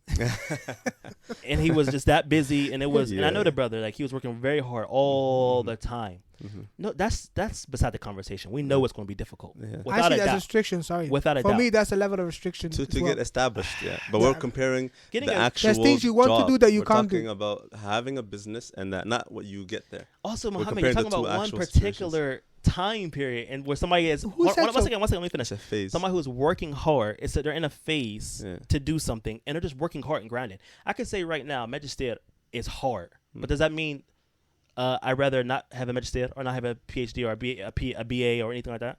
Yeah, There's but going to be times where it's going to be harder. You get not what I'm this saying? time though. But who said that's the thing though? That's the thing with business. The thing with business is that it has a level of risk to it. It could be that you're in that phase for a very long time, and it could be as well that you're in that phase for such a long time, and eventually it doesn't work out. Whereas working for someone gives you a peace of mind. Just relax, go to work, and do your thing, Peace and of do whatever. mind only in To one an point. extent. To an extent. But I'm how saying you it has live its- I is think restricted. you're going depends into generals. Akhi. Yeah. I mean, you're going to It like. has to be general. You can't be No, I too mean, specific. I'm sorry. I'm saying you're not going into the general. The general aspect of a person who has a business. Let's keep it I very prefer face that. value. No, I prefer Very that for face value. myself. A person who Absolutely. has a business versus a person who's working as a cashier, for example. Yeah, What are the lowest of the jobs, meaning like money wise, yeah. Minimum wage, basically. minimum wage? Yeah. You can't compare the two. Akhi, you You can can't. have a business and go bankrupt, akhi. Of course you can. If- And you can lose your job. You can lose your job and be on the I'm street. talking about specifics generalities. As for a person who has a job, you can't say he's not going to say Honestly, I'm not going to Juma. No, but you can go too business. busy. You can Yeah, have yeah, a yeah. business. He's not going to do that. Yeah. Akhi, you can have a business. You can work on your business. And you might spend 70 hours a week on that business. And if you calculate, you might be making like $2 an hour. But you can say, no, that's extreme. It's possible. That's extreme. Level, the stage, that's your business. but okay, we can say in a 9 to 5, you can lose your job and you're broke now. We can That's say a true. lot like But ifs. If we we'll go talk, into that's the what we're ifs, saying. there's a lot- Yeah, the ifs you are gotta so keep it many. general. You You have to keep it just general. general. Like specific scenarios, we can't really answer it. I think the best thing that can be said is what works for you. Okay, also another thing that I want to point out is the fact of working in the West, right? Yeah. Obviously, and the person who put this tweet, he's in the West. So if you're talking about in the West, right? I think it goes without being said. It's more hopeful that we can encourage the people to become business individuals. It would be Meaning better for we can them. get this is how communities can be built. By you maybe trying to open up a school. Or you trying to open up that corner store we need with halal foods, or open up that restaurant we need for, you get what I'm saying? Yeah. So this is how communities can be built if we're encouraging. Now, it needs to be said, we're not saying not to take a job to get there on the way up or anything like that, but this, I don't know, I feel like the tweet is just a little, it's mixing it The between words, some also things. the wording, yeah. No, the rest of it is good. I like the bottom, the last part and the second one, no problem. But I think if you talk about a particular situation, it is very restrictive and hard. And I would encourage people to become busy. I mean, we have hadith and ayats, the Prophet ﷺ said, when he was asked, what is the type of earnings that are best? Yeah. A man's work with his hand. Exactly. And every transaction with that which has no type of cheating or deception in it. To your point now of how you can even help society or communities, like Muslim communities, if you look at the communities, like majority of people generally have 9-to-5s. Of course. Which there's nothing wrong with that. Nothing wrong with be clear. Yeah, I'm just saying it as just a comparison. Yeah. Majority of people living in the West that are Muslims work a 9-to-5. Mhm. I don't know what the percentage is, but that's just the fact. If you look at communities that do not have many business owners, where is their da'wah? How are their communities? Whereas when you look at those who do have businesses or reached a certain level in terms of their own success, No. you see they're flourishing usually. Their masajid are bought off. They have Islamic schools. They have a lot of different things because they have money to put into that. Sahih. But at 9-to-5, everyone's thinking about how they're gonna live. They can't even really. You're living check to check. If you're even living that. Yeah, depending on also where you live and I the world agree, in I general. agree with that. I don't want to work for someone, but all I'm saying is that if it depends on the options available, Yeah, well, and for some people, working works out better for them. And this tweet is giving the impression that, hey, if you're doing that, do nothing.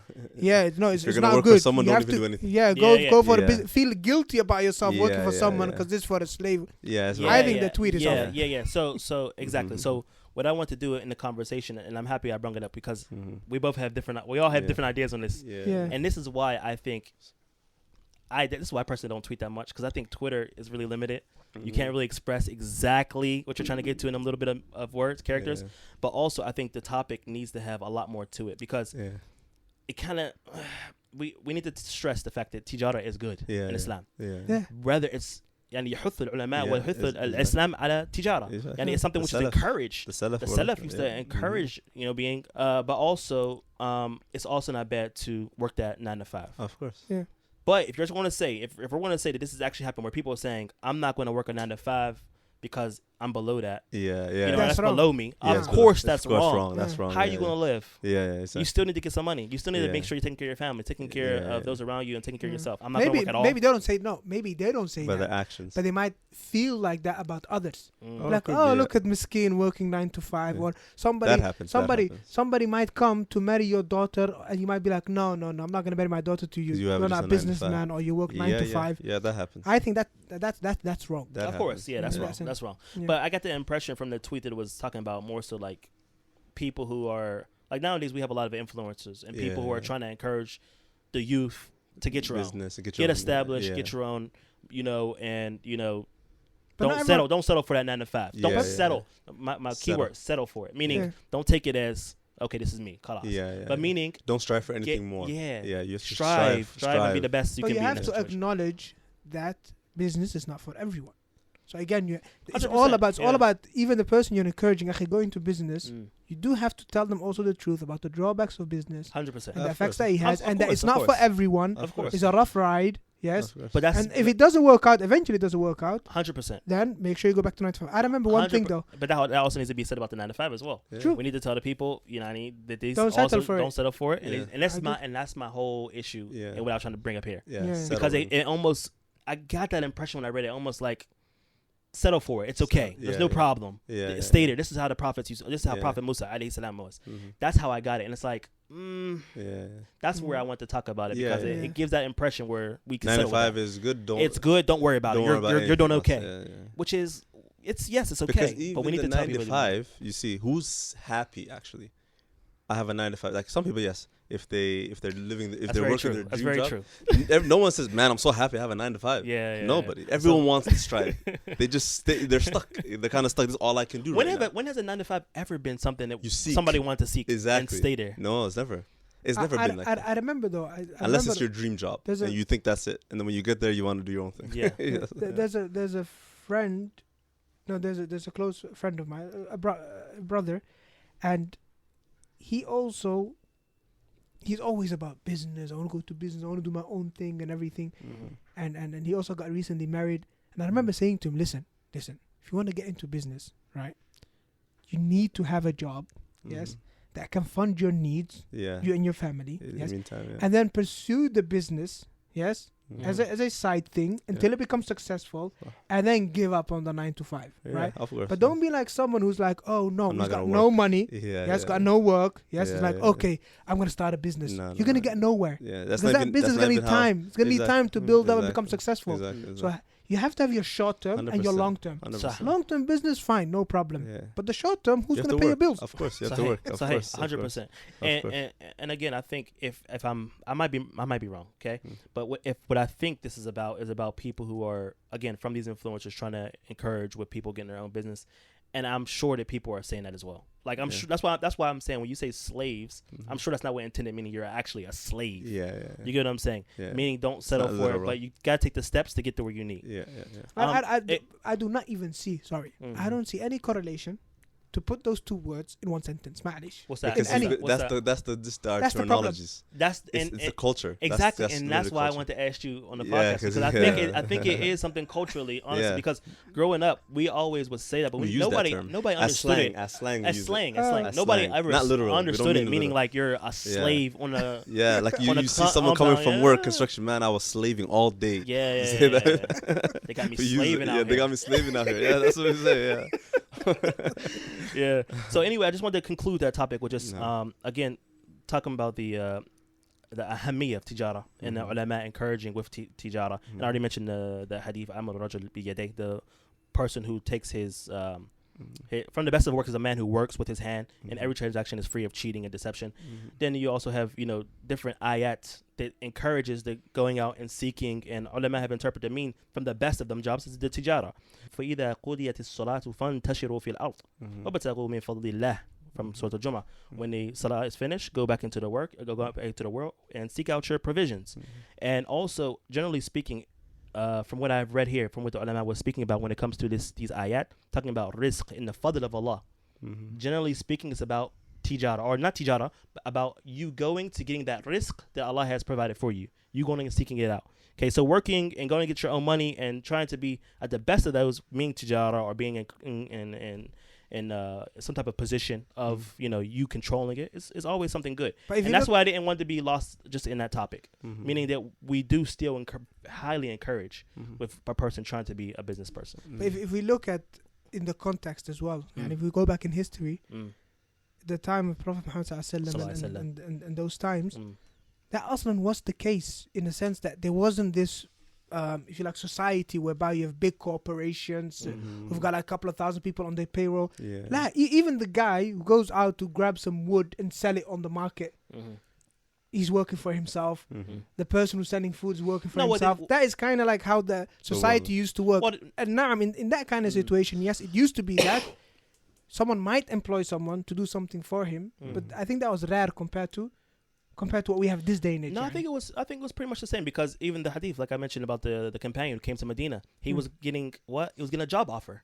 Come work with me on the fields. Come get these things. And he said, no, show me where the suq is. What else I can do? Bay' and ishtira, selling and buying. Even work with me on the fields, more like mudaraba. That's the kind of agreement a lot of people used to have, which is, look, we'll work together, yes, or I bring the money, you bring the work, we split 50-50. That's how a lot of the agreements were. As opposed to today, no, this is per hour. I mean, that might have existed, but this used to be a lot of... But even the Prophet ﷺ, who did he work under? Khadija. Did he not work under her? And she was a businesswoman. So it was definitely there. You get what I'm saying?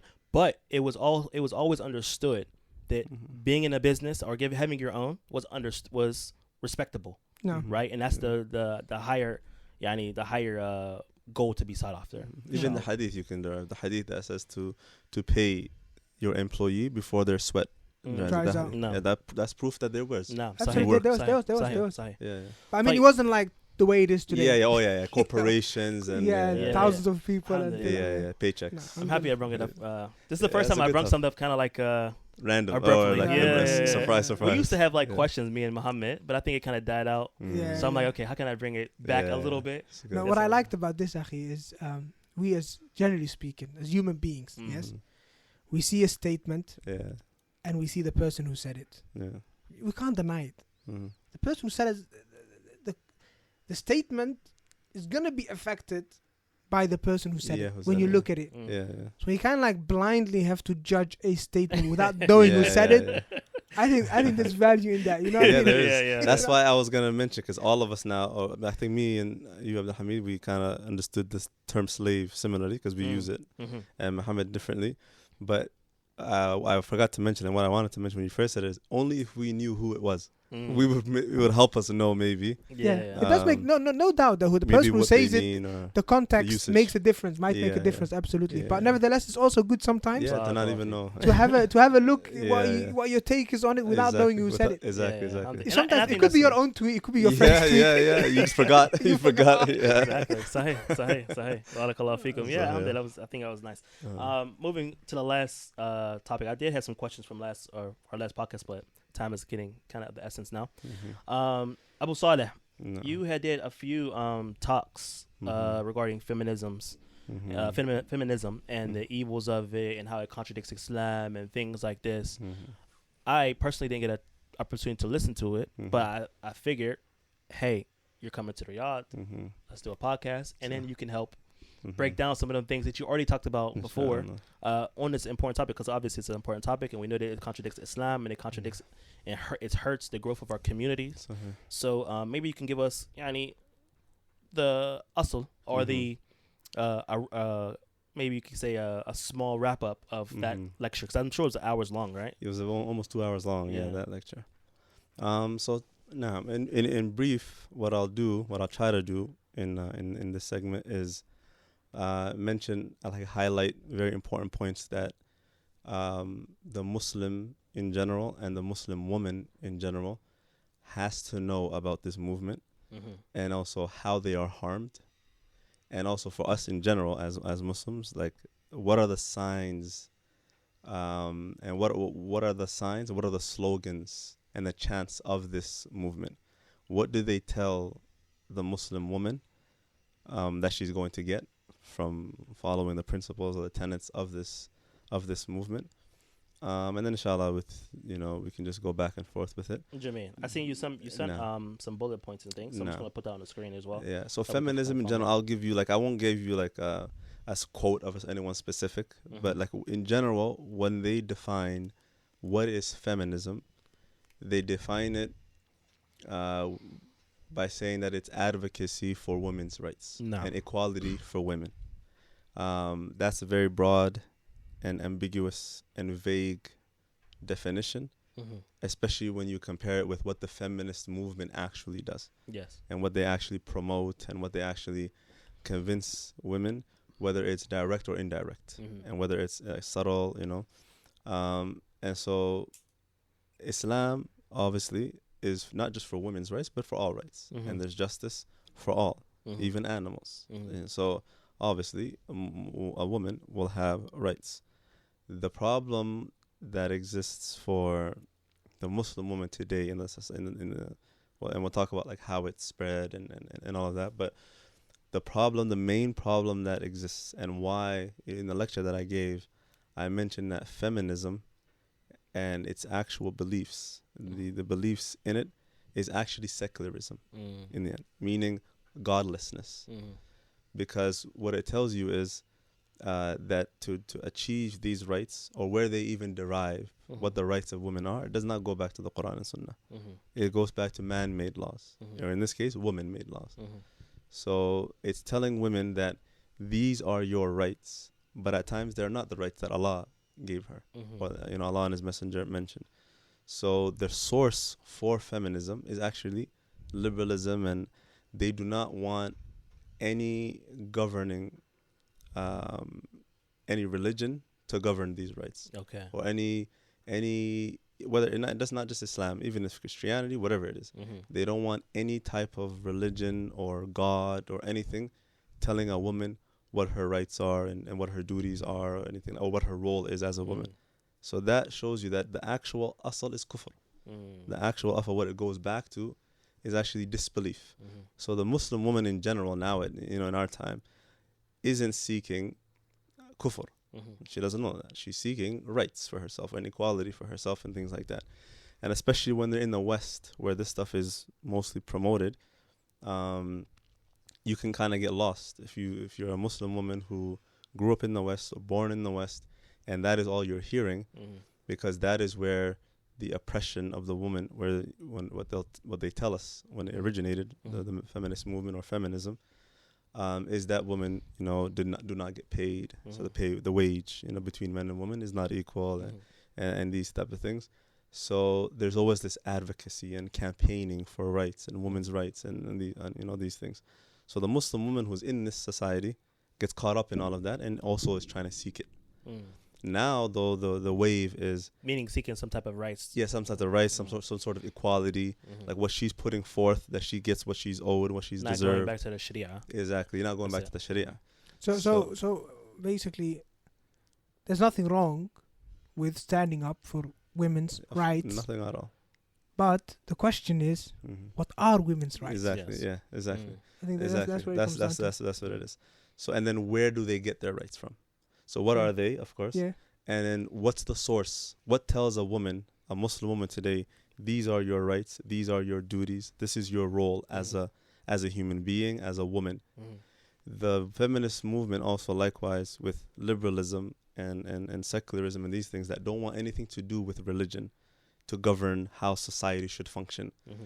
Even what we see today in the LGBTQ movement and all these other movements, the main thing the common denominator, basically, the thing that unites all of these things is they never want to go back to what governs these things or decides how things should be is a religion or a God.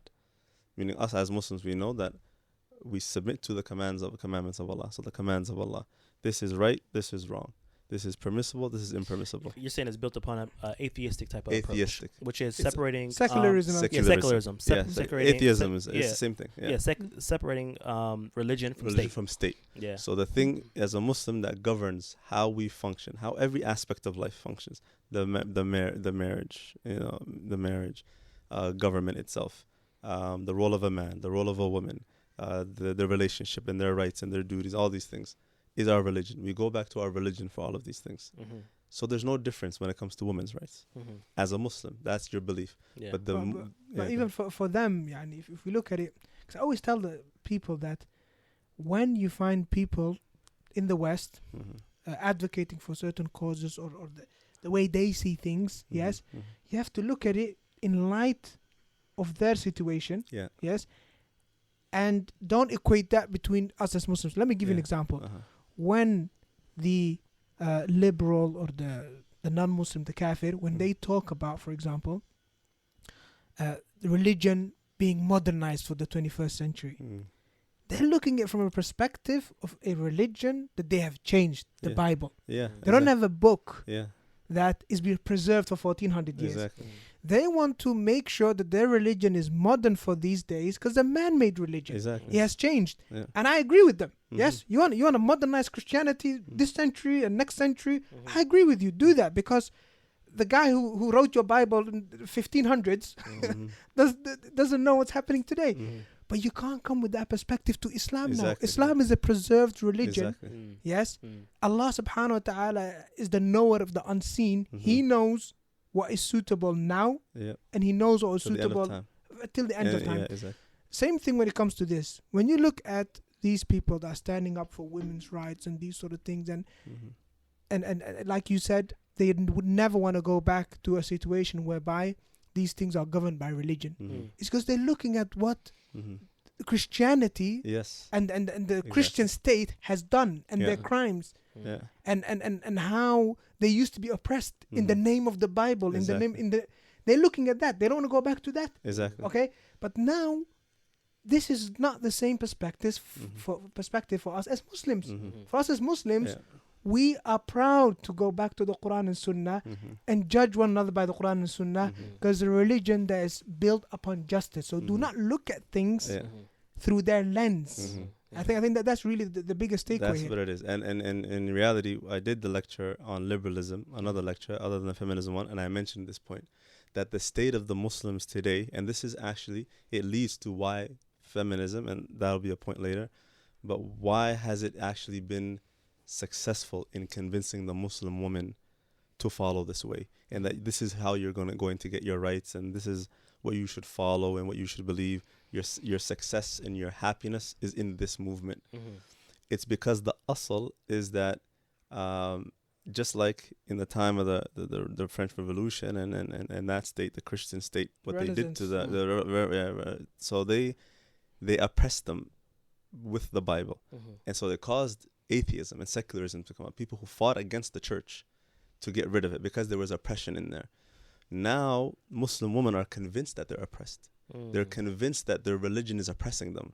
Man, some people might be oppressing them No, but in the name of religion. That is another point. But I mean, how does the West convince the Muslim woman that this is how she goes? Is being oppressed. That she, But it's true though. But we have to be honest. There are a lot of things, yes, that are there in certain cultures, yes, that people in that culture they uphold and they do to women, or certain rights they take from them. That's true. That has nothing to do with Islam. That's true. 100%. But that's not what the kuffar don't only use that. They use, for example, the hijab itself is exactly. oppression. Wearing a veil itself is wearing a veil itself is a form of oppression. Not just some cultural things that are out of hand. Those we also separating agree. between a man and a woman, for example, at schools or something. Yeah, so that's gonna come. All of these. The kuffar they do, of course, but my point is, it might be a trigger for some women, Muslim women, being oppressed by some people in the name of religion, when it's nothing to do with religion. They might develop this level of 100%. There's a trauma and some emotional aspect. That is the point. What you're mentioning now, that's gonna come of how they succeeded. One of them is what you're mentioning. But I mean the kuffar in general, the campaign or what they spread is that covering, because in the West, that's why you're liberal, you're free. So Islam is restricted automatically, you're oppressed. That's the mentality. That the right to wear whatever you like. Exactly. The right to Who wear said whatever that's your right? Exactly. That's the thing. So now when a Muslim woman is fighting for the right that she can wear whatever she wants, or she can dress however she wants, and no one can dictate to her how she, but Allah is the one that is dictating. So that's where the secularism, atheism comes from. So it's a form of Islam and feminism are just completely incompatible. From that direction. From direction of, you have to submit in Islam to Allah subhanahu wa ta'ala, will and commandment. Allah's will and command. And you only can request those rights that Allah has given you. Yes. Yeah, just and like they will look at it as saying, like feminists, they'll say you submitting to this type of belief, Quran and Sunnah like that, which was sent down by this Prophet Muhammad sallallahu alaihi wasallam. They will look at that as that's patriotic. Yeah. So aslan to them, that is an asl of oppression for them. Yeah. Because a man is in charge, telling you what to do and how to live your life. So even Muhammad sallallahu alaihi wasallam, they're like, it's a man. Yes. It's this is the extreme aspects of feminism. You see signs of it now, though. Yes, you see signs of it. I mean, there's amongst Muslims, and I think you were even talking about, like, generally it started off with something small, like a first wave feminism, for example. Where it started off as small as women looking for rights to vote, rights to equal pay and work, or not equal pay, but work in the different environments and things like that. Now it's kind of like completely, separate. So now we'll talk about like the methods, because some of the points we're mentioning now, they're actually points that are going to come. So we'll talk about them more clearly a little bit later. But the methods that are used to spread it. So it's spreading, and it's spreading like wildfire. This movement and convincing the Muslim woman that there are rights out there that she's not getting. There's this. Obviously, there is oppression, like you mentioned. There's oppression. There's this and that.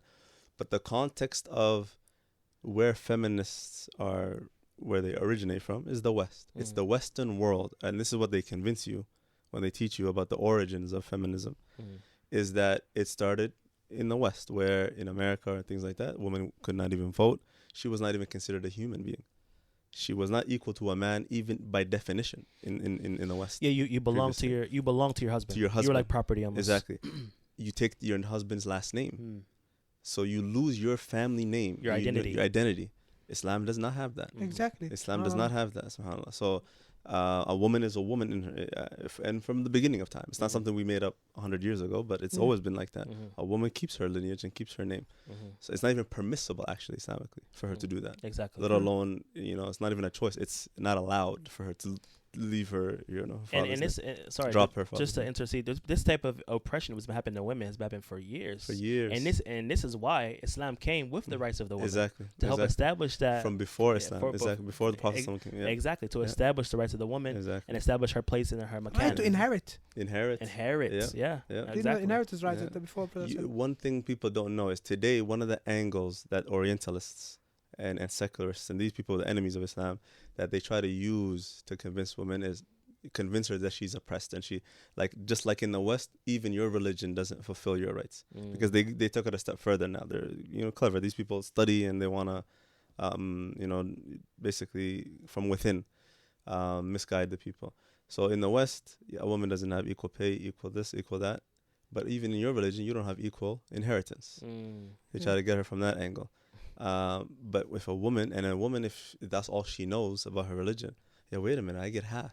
What is that? It's in the Quran. It's in your book that you only get half. And then they don't know the laws of inheritance in general. They don't know, or like they've never studied it to know why certain things are the case. And certain times, actually, a woman gets more than a man. Exactly. Yeah, true. Sometimes a woman will get more than a man. More than the man, And in many situations, actually. So that's one. Another thing is that many of the Western countries and governments, their laws of inheritance, actually the asl of it, they follow the Islamic way.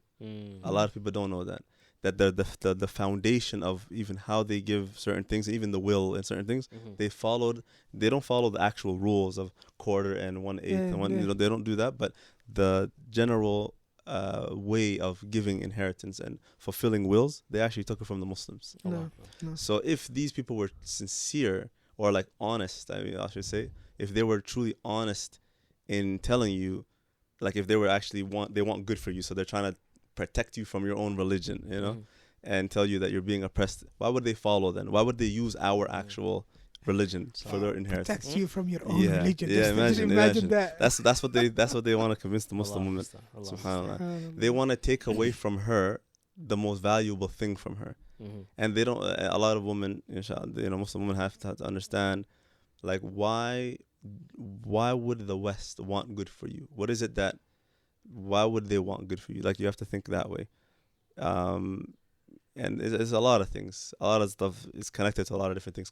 Colonization, inferiority complex, because now you live in the West and they convince you that you're just from Africa or India or some low, they're the civilized ones, so they know better.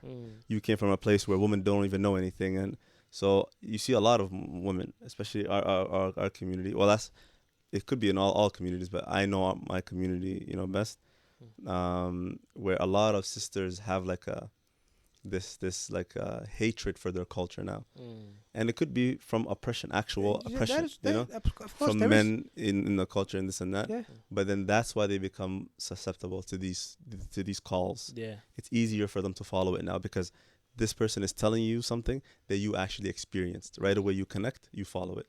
So a lot of sisters, this happens to them. But I think that shows the importance of, please, before you subscribe to an ideology, or before you even ascribe yourself to an ideology, right? You have to know what the ideology stands for. Just because you resonate with one or 2 points and you think that, it's the whole picture. This might, you can't do that, because now feminism, there's so much more to it than just women's right. Like we mentioned, is so much related to liberalism, and also what are your rights? I mean, for example, one of the biggest things that feminists call to is they're pro, what's it called again? Abortion. Yeah, they're pro-abortion. Yeah, sometimes some English words just disappear. Yeah, pro-abortion. Start thinking in Arabic and they just disappear. So. They're pro-abortion. They're and without even any limits. They say my body, my choice. My body, my choice. This child could be 4 months, 5 months, 6 months. Basically pro-murder in some situations. Pro-murder, And now you're like, I'm a feminist. No, ukhti. You're a feminist means X, Y, and Z. But let me ask you again, are you a feminist? No, I'm not. But next time, be careful before you say. This is, it remind me of the podcast we did a while back, the names and attributes. I mean, the one with names and using terminology. Yes. Terminology is very important. It's very important. You can't attribute yourself to something not understanding it. How many people attribute themselves to the Black Lives Matter? And they were like, what it's actually about. When you found out, when people expose exactly what they believe in, you're like, you're stuck. Exactly. Meanwhile, you were calling the Muslims to it. Exactly. Or praising it, or helping them, or standing up for it. Very, very dangerous. Even it might be that, okay, you might just like 2, 3, 4, 5 aspects of feminism, but when you start speaking good about it, you might expose another sister to it, Yeah, and she might leave the religion exactly. because of your recommendation. Exactly. Allah And this Musta'an. thing goes back to now when you mentioned like pro-abortion, feminist movement, pro-abortion, because it's a woman's right to abort, right, Says that who? child, and the man has no say in it because it's not his body. Okay. Even Allah, Yeah. even the Prophet ﷺ, Yeah. and even the religion, Yeah, even yeah. the Muhammad ﷺ said, "La mafi." Yeah. A man doesn't. We women, we get to choose. Yeah. So That's dangerous. that's the thing, and that's why what they do is they change their mizan for them. That scale that they judge with is changed. So whereas as a Muslim you're supposed to judge by what Allah and His Messenger legislated, but now they tell you it's your right. You become a god basically. You're the Subhanallah. one judging. Yeah. You know, you're the one judging based on your own logic or your emotions or your feelings or whatever. You're saying Allah and His Messenger, I do not want that. Basically by action. You know, they may never say it with their mouths, with their tongues, but what Allah said, put it to the side. What Allah, the Messenger said, put it to the side. Is what I say. No. Then what? So what happens to your religion in the end? Yeah, and But this is where wait, the connection to atheism This comes is where in. that's where it comes. But wait a minute, maybe some sisters that are hearing this might have been a bit affected by it, or maybe even not. They might be like, no, Of I don't course. believe in that. Of course, yeah. No, astaghfirullah, Yeah. I'm not pro-abortion. Yeah. But that's the point. Yeah. We're talking about what The feminism movement is. Yeah, what This it is the is. movement. Yeah. If you're not that, then alhamdulillah. Then you're not a feminist. Then you're not a Inshallah. feminist. Yeah, inshallah. You're not a feminist, Yeah. and don't talk good about it. Yeah. And if it's the rights that you want, my dear sister, you are entitled to your Of rights. course. But these people are not people who are advocating for your rights. For your actual rights. Yeah. They're advocating for you to follow shaitan. Yeah. So if we were to explain feminist movement, like if we were, like you just say, we're talking to a sister, right? And she might be affected with these things, like you just mentioned, Muhammad Abdul Walis. Yeah. If we're really to say, okay, feminist movement is about establishing the rights of the woman, then we'll say Islam is truly Yes. for the women, Yes. Yeah. truly for the women and establishing the rights. Yeah. Yeah. So who's the real feminist here? If you're Yeah. going to take away from the Quran and Sunnah Yeah. and go to your own ra'i, Yeah. which you think is correct, Exactly. and with some state man-made rule made as Yeah. correct, Yeah. khalas. Islam will establish more rights Will for you than establish any more other and movement. give you Exactly. more. And there's logical ways to just convince a sister if she's sincere and really wants her rights and everything. This movement in the beginning is what they tell you, but inshallah I'm going to get into the origin of feminism and show that it actually started as a weapon against the Eastern world. I'll just keep it general. Because Asia, Africa in general, and the Muslim world, it actually was spread there before the West. And what they tell us in textbooks is that it started with the era of women's suffrage, and women had no rights to vote, and she was not considered a human, and all these things. And this movement stemmed from that, so that women can get their rights in America and Europe and different things. That's not actually the first wave of feminism. It was used as a weapon to convince, in the 1800s, the women in other nations that they were not getting the rights that the women in the West were getting, in Europe and America and things like that. Which is a lie. It was a lie. The end, subhanallah, one of the things that shocked me, and subhanallah, this I did not find on the internet or anything. In the Jami'ah, in Umm al Qura, we have a course called Al-Madahib al-Fikriyya. Yeah, Al-Tayyarat Fikriyya. Yeah, so Al-Madahib al-Fikriyya, I guess, what is it, like ideological Movements. Yeah. So we studied all the isms, basically. Secularism, liberalism, even democracy, all of what it means and what they stand for. One of the chapters was feminism. And the book we studied was a mudhakkara, like a book compiled by the professor himself. He wrote it. And in his research, he mentioned that in the 1800s, and he mentioned like the names, and maybe that's too much detail for the podcast now, but that it started in Egypt, that the women in Egypt were convinced that basically they were not getting the rights and that they were oppressed in their society. And subhanallah, one of the biggest shocks for me right away during the class when I heard this is that what they started with then is what they focus on most today, which is now 100 and something years later, and they're still doing it. It was the hijab, subhanallah. The first thing they attacked was convincing the Muslim woman of that time that because you're covered, you're oppressed, and that your men are oppressing you, and that why are you not allowed to mix with men and women and be in the same job force and as them and everything. That was what started in Egypt in the 1800s. And then books were written Christians wrote books basically speaking to the Muslim women, trying to tell her that your freedom to express yourself, your freedom to wear what you want, your freedom to this and that. And what was the first thing that happened? Those women left Islam. That shows you the correlation between feminism and atheism. They became atheists. And they had organizations and things like that were pumping this stuff and pushing it in Egypt. Those women who originally left Islam and became atheists, we don't believe in anything. Some became Christians, actually. Some became Christians, some became atheists. They paraded those women all over the world and brought them to the biggest conventions and things like that. Of course. To show, now I'm free, now I'm happy. Yeah. Wasn't that a time when, even back in the UK and the West, women used to wear at least some head covering? Yes. Women were covered.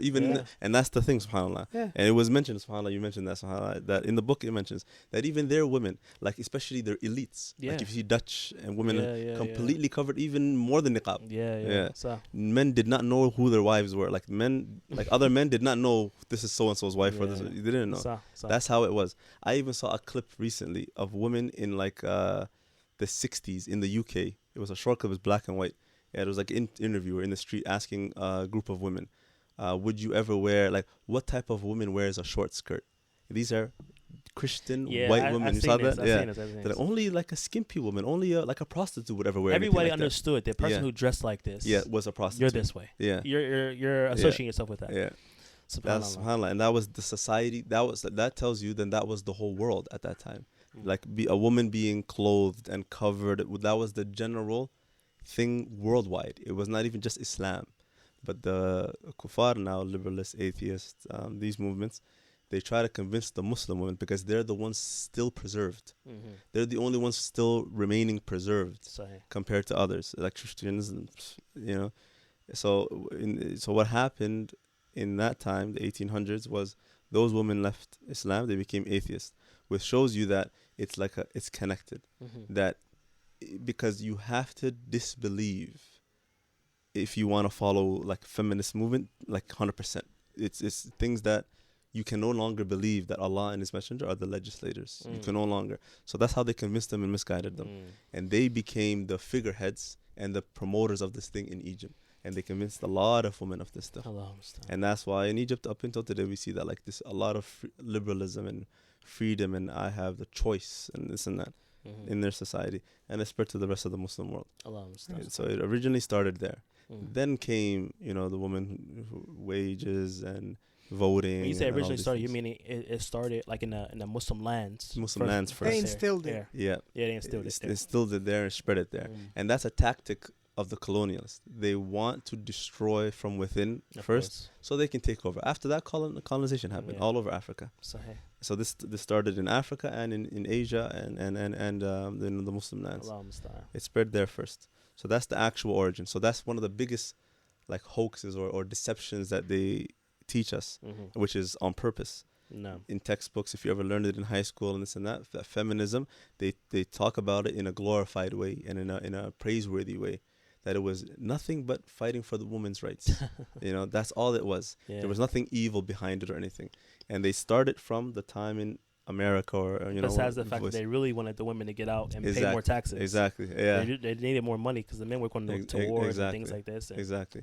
And when the specific attack for the Muslim women is because if they know Islam is the most powerful force that exists on earth. They know that. The kuffar know Islam is the truth. They do know that. And they know that as long as the Muslim family is intact, their ummah is strong.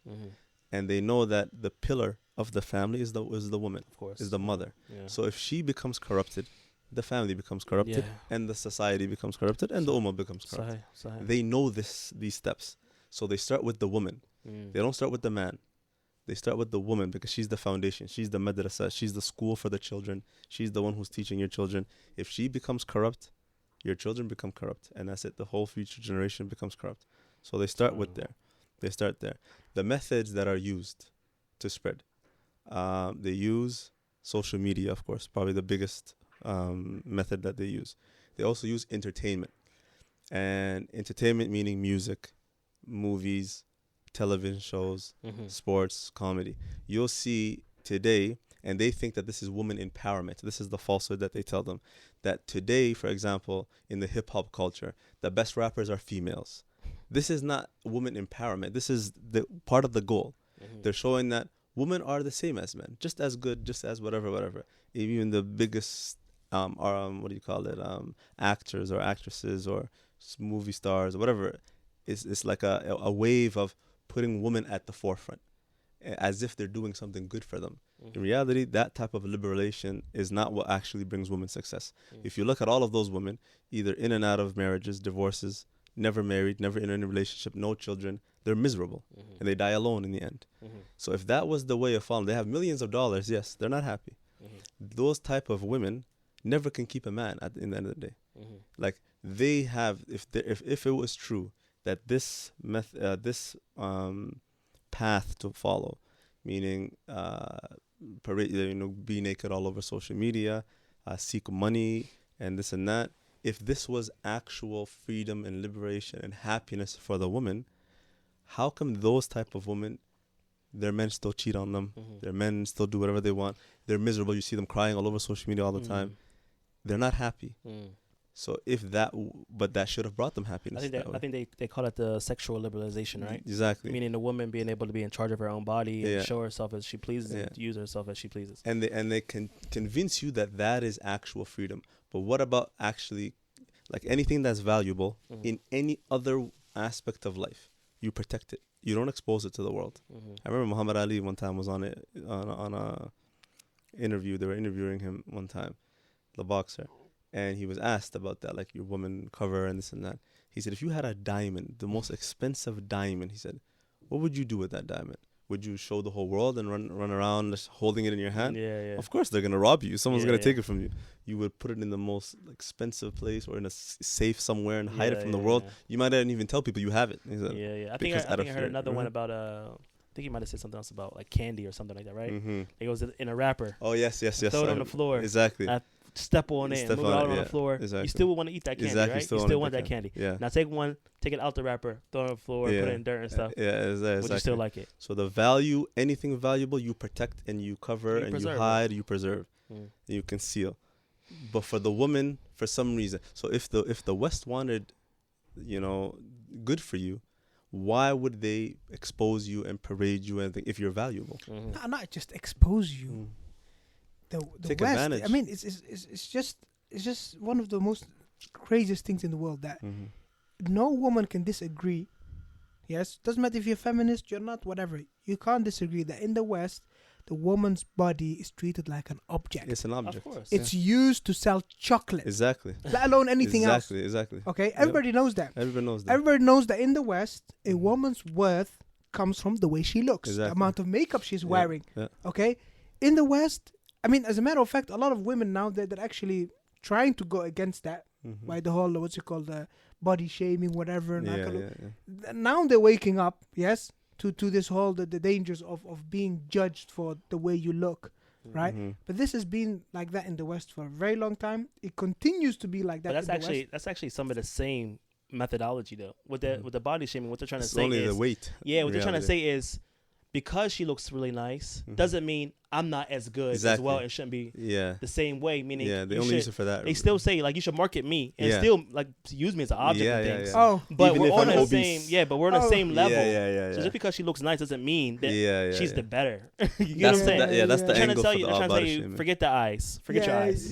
I'm still a woman, so still put me on a high pedestal. And that's how they're doing that now. They do that now. So, subhanallah, I'm gonna mention the main beliefs of that movement that started in Egypt that spread. So I'll just list them off for you. Did you mention all this in your lecture as well? Yeah. Okay, class. Because we're going to get a little tight on time, so I don't want to go too in depth. No, these are just listing them. Us. So the first one is to remove the hijab. Second one is the complete and unrestricted equality between men and women, and the complete abolishment of the distinctions that Islam makes between man and woman as it pertains to laws, ahkam. Now that's an important point. Let's touch on that. It's gonna come as an actual point between equality and justice. That how Islam deals with it and how they deal with it. Ridding of plural marriage altogether. Plural marriage is oppression. Complete equality in inheritance. So no differentiation. Establishing and instilling the secular and atheist beliefs whereby the Islamic legislation does not govern life or society. And that Europe and the West in general become the examples to follow in all aspects of life and society for the woman. Work, marriage, the right to have illicit relationships with whoever she pleases, whether man or woman or otherwise, whatever it is. She's free to do so. This is progression and civilization and sophistication. That, sleep with everyone you want, in the end, have nothing. That's happiness. So those are the things that group spread in Egypt in the beginning. Why this movement was successful in convincing women, the Muslim women of this. The main thing is the general weakness in terms of our ummah in general, in terms of ilm, in terms of knowledge, in terms of studying the deen, in terms of following the deen, applying the deen in our daily lives, teaching our children the deen. There's a neglect and a deficiency in there. So because of that ignorance, that general ignorance that exists, they're easily convinced that this is better for them. Since they don't even know what they have, the value of what they have in terms of Islam and its rights and what its beauty and how it honors women and things like that. But I think this has to be the number one reason why, really, for anything. Because I'll tell you, if any sister, yes, of all Muslim women, yes, knew Islam in detail, and the rights Islam has afforded them, and how Islam has honored them, I don't think any sister would be inclined towards feminism or any of these kind of movements. And this brings me to a very, very important point, a really important point, which is that sometimes a lot of people, they hold it against the Tullab or the Salafiyun, saying that, hey, we have these people, they are out there on YouTube refuting feminists and refuting liberals and whatever and blah and all these sort of things. What are you guys doing? Yes? The reality is that what we're doing is we're teaching the people their religion. And when you teach someone his religion, yes, or when you teach a sister her religion, you solve all of these problems. You don't need to focus on just feminism or just liberalism or the likes. I mean, how many of your audience or my audience or any of the students that study with us are inclined towards feminism? I would say almost no one. Alhamdulillah. How many of them liberalism? No one. How many of them whatever? All these isms like you mentioned. Automatically they're not inclined towards this. Because they have some knowledge of the deen. Because they have some knowledge of the deen. So it's not about just focusing, because these isms are never going to finish. Today's feminism, tomorrow's whatever. But the protection is knowing your deen. And that's he mentioned there was a whole fiasco where he did attack, the Salafiyun, in that they have a he made a point that all sects and everything, we should not look at what we are, like Sufi, Shi'i, this and that. We should all focus on refuting feminism and liberalism, because that's the biggest attack on the ummah today. Now, see, because he has no manhaj, he has no usul when it comes to da'wah or the correct da'wah. The thing is, if you teach people tawheed, right away you eliminate this issue, the foundation of what feminism, liberalism is, which is you go back to Allah for everything, that you submit to Allah. So when someone is grounded in that, this can't affect them. It can't affect them. But because he doesn't have ilm, number one, he's jahil, and number two, he's only looking at things from. So if someone who doesn't know tawheed, you tell them feminism is wrong, liberalism is wrong, okay, what does he have to protect him? Nothing. And tomorrow he's going to fall for the next ism. So you have to deal with it from the root, not from the top. Not from the results. You should not treat the symptoms. You should treat the underlying cause. The underlying cause that Muslims are ignorant of their religion. They're ignorant of tawheed. They're ignorant of aqeedah. They don't have a basis in their religion. This is making them susceptible susceptible to all of these different problems. So that's a problem. I mean, I agree. I mean, I would have to just to play kind of like the balancer between it. Yes, of course, feminism is important. To refute it. To refute it. That's why we're talking about it on the podcast. Exactly. It's important to deal with, but to say we should all focus on feminism solely. Exactly. That's the leaving issue. Tawheed. That's the thing. That's the issue. Leaving these different the things. Main focus, or not leaving it. He might not say leave it, but he'll say the focus should be here. The problem is you're not treating the asl. So you have to teach the people the root, like the asl, the foundation of tawheed and what it means to submit to Allah and the names and attributes of Allah and the 3 categories of tawheed and all of that. Once they're grounded, they'll even understand these refutations better. Of course, 100%. They'll know what you 100%. mean by it's the asl is ilhad. You know, it's atheism, the asl of feminism. And they'll know what the heck's atheism, what is that? How could it be atheism? Sahih. You know? Like some scholars, they mention, they say that when it comes to shubuhat, it should be latma ala tariq. Exactly. You know, it's like just a slap as you're walking away. Yeah, it's like a slap on the way. A slap on the way. You establish the haqq, and then you do a lecture here on feminism, a lecture on atheism, a lecture there on liberalism, no problem. But right now, to base your whole da'wah on, I am the expert on feminism and liberalism, and then also even worse than that, you being good at that now leading to people seeing you as some sort of marja or reference point in religion. Seeing you as some kind of scholar, seeing you as some kind of da'i. That is even a bigger calamity than that itself. So I mean, even being a specialist in feminism, labas, give it to you, no problem. Being a specialist in atheism, labas, to understand the root causes and things like that. The problem, the biggest issue is when you're telling your followers now to look down on the people who are teaching Tawheed and are teaching the correct way in the manhaj of da'wah of the Nabi. It's a big problem. This is a problem, and when you go with that, that's a mushkila. So you could just stay in your lane, teach that, and warn the Muslims if that's your intention. But not to say we all need to dedicate ourselves to that, and then looking down on the people who are focused on Tawheed. Have the mushkila. There's a statement that they say, "Al-kufru millatun wahida." That this belief is one thing, is one religion, one way. At the end of the day, all of this, min amal iblis, all of it goes to shaitan and iblis, and I wants to misguide people, right? And all of this go against all the isms, and all of this go against one basic thing in our religion, which is actually the definition of Islam. Al-istislamu lillahi bil-tawheed wal-inqiyadu lahu bil-ta'ah wal-bara'atu min shirk wal-ahli. When you submit to Allah subhanahu wa ta'ala with tawheed, and Allah subhanahu wa ta'ala, the Quran and the Sunnah become your only reference points for what's right and what's wrong, you will be protected from all types of misguidance. 100%. Just like the Prophet Muhammad said, "Taraktu fiikum ma in tamassaktum bihi lan tadillu ba'di." Kitabullah wa sunnati. I left with you 2 things. If you hold on to it, you will never go astray after me.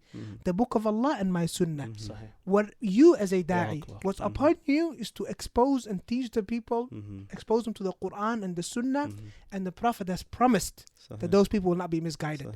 You do that, then shubahat latma ala tariq. Based on these shubahat are nothing but like an implementation of what you've learned. So it's like, okay, we learned this, and this.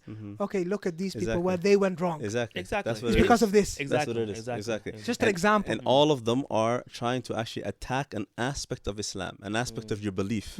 So, and they're trying to change your belief. So if you know your belief, they won't be able to. They won't be able to infiltrate. They won't be able to violate this and that. You're protected. But if you do it the other way around, it's not going to work. Ilm is the importance of the whole, all of these things we talk about in the podcast. Ilm goes to the asl of all of it. Fadl of ilm, subhanAllah. The second point regarding why they were successful in convincing the Muslim woman is improper tarbiyah. And that goes back to the fathers and the mothers that raise their daughters, especially in the Western societies. And now even in the Eastern societies, the Muslim world today also. Which is in 3 aspects. From the mother, she's not nurturing her daughter with Islam, with Islam and how a woman should be and what's the role of a woman and teaching her tawheed and these things. There's a lack in that. Maybe the mother herself is ignorant or misguided or whatever the case is, but there's a lack of that, and there's also a lack of a woman, an example. So she learns from, her mother, and she just practices whatever she sees from her mother. The second thing is from the father. The role that the father is supposed to play in his daughter's life is vital 100%. to protect her from falling into these traps. If he's a good example for her, she'll have a good outlook on men. And so this feminist movement would not be able to attack her that way. She'll say, but my father is this, my father is that. So she won't have that. But if the father is one who neglects or abandoned her, she grew up without a father, or he's just there as a surah, he's just there physically, but he has no actual relationship with her. He's not someone that she can go to and confide in, or ask for advice, or she doesn't see him as her protector. That will cause some emotional imbalance in that girl, and she'll grow up and she'll become vulnerable to these traps. So that exists. And also just seeing him the way he is, that'll be her outlook on men. That is what she'll expect from men. And that's why this attitude of men are nothing and men are trash and all men are the same, and that's where it comes from. It's based upon them growing up, not seeing a man, not having seeing a man. Or exactly. even just regurgitating something that their mother or mother telling them, yeah. So all the combination of that. And also her idea, because one of the feminist movement, one of the tenets or things that they encourage is the no marriage and no kids and no having kids, all of that stuff, just career, focus on your that. A lot of sisters nowadays have no desire for marriage. They want nothing to do with it. They don't see it as a benefit in their life. Having children, being a mother, that is like, I don't care about any of that. I'm getting my career, I'm making my money, I don't need anything. Very materialistic. Exactly. And where they get, so we're talking about that da'wah, that call from the feminist movement exists, but how do they actually become affected by it? Because the marriage that they saw in their household was a bad one. The marriage they saw their aunts and uncles having was a bad one. The marriages they see their friends having is a bad one. So all she knows about marriage is bad. So then when this call also happens at the same time, it causes her to say, well, all I ever saw was bad marriages. Either divorces or whatever the case is. Maybe she didn't, but shaitan exaggerated in her eyes, because sometimes no one really knows the reasons for those things, the divorce and whatever, but what appears to them, and then this whisper comes and it convinces and them. bad news always spreads faster than good news. Good news, exactly. I mean, you'll always hear about the bad marriage and the divorces. You never hear about the good marriages. Another reason I think it creeps in along with what you mentioned is the fact of maybe they didn't see a marriage, because in our society we don't have marriage whatsoever. Exactly. However, they did see their mom working a lot. So they grow up thinking that I gotta get my own. I gotta get my own business. I gotta get my money. I gotta do this. I gotta do that. And they get so caught up in that. I can't depend on a man. They can't even see the other. They can't see themselves relying on a husband or having that type of situation where their man is telling them, "Hey, you're working too much." What do you mean? This is how that's shocking to them. You get what I'm saying? So they've kind of gotten misguided almost in like a sincere way almost. You get what I'm saying? Because they're trying to take care of themselves. They've seen only this way,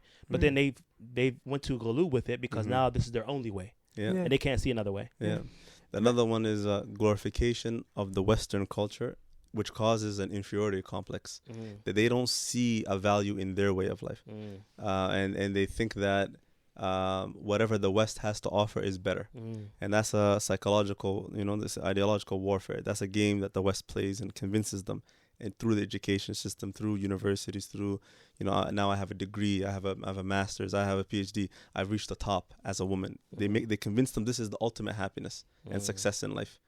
And because that's the way the West works. Also, I think if you look at it from, just as a piece of advice for parents, mothers and fathers, is that make sure that if you have sons and daughters, never give preferential treatment to one gender over the other. That's a big problem. So if the daughters or your daughters feel like you are putting more resources, more love, and more, if you like, attention to the boys than the girls, then this is really she's gonna be in danger of falling for this call, thinking that, hey, more from an angle of, I'm as good as my brothers. Exactly. I'm nothing worse than them. Have resentment against that male figure in the house. Male figure and all males, because thinking that I lost out of because of my brothers, and everybody is giving them professional treatment. And that's the thing. So at that point, you see there is abuse, abuse, whether it's mental or whatever the case is, or some sort of trauma that they have because of like this. They grew up in a household where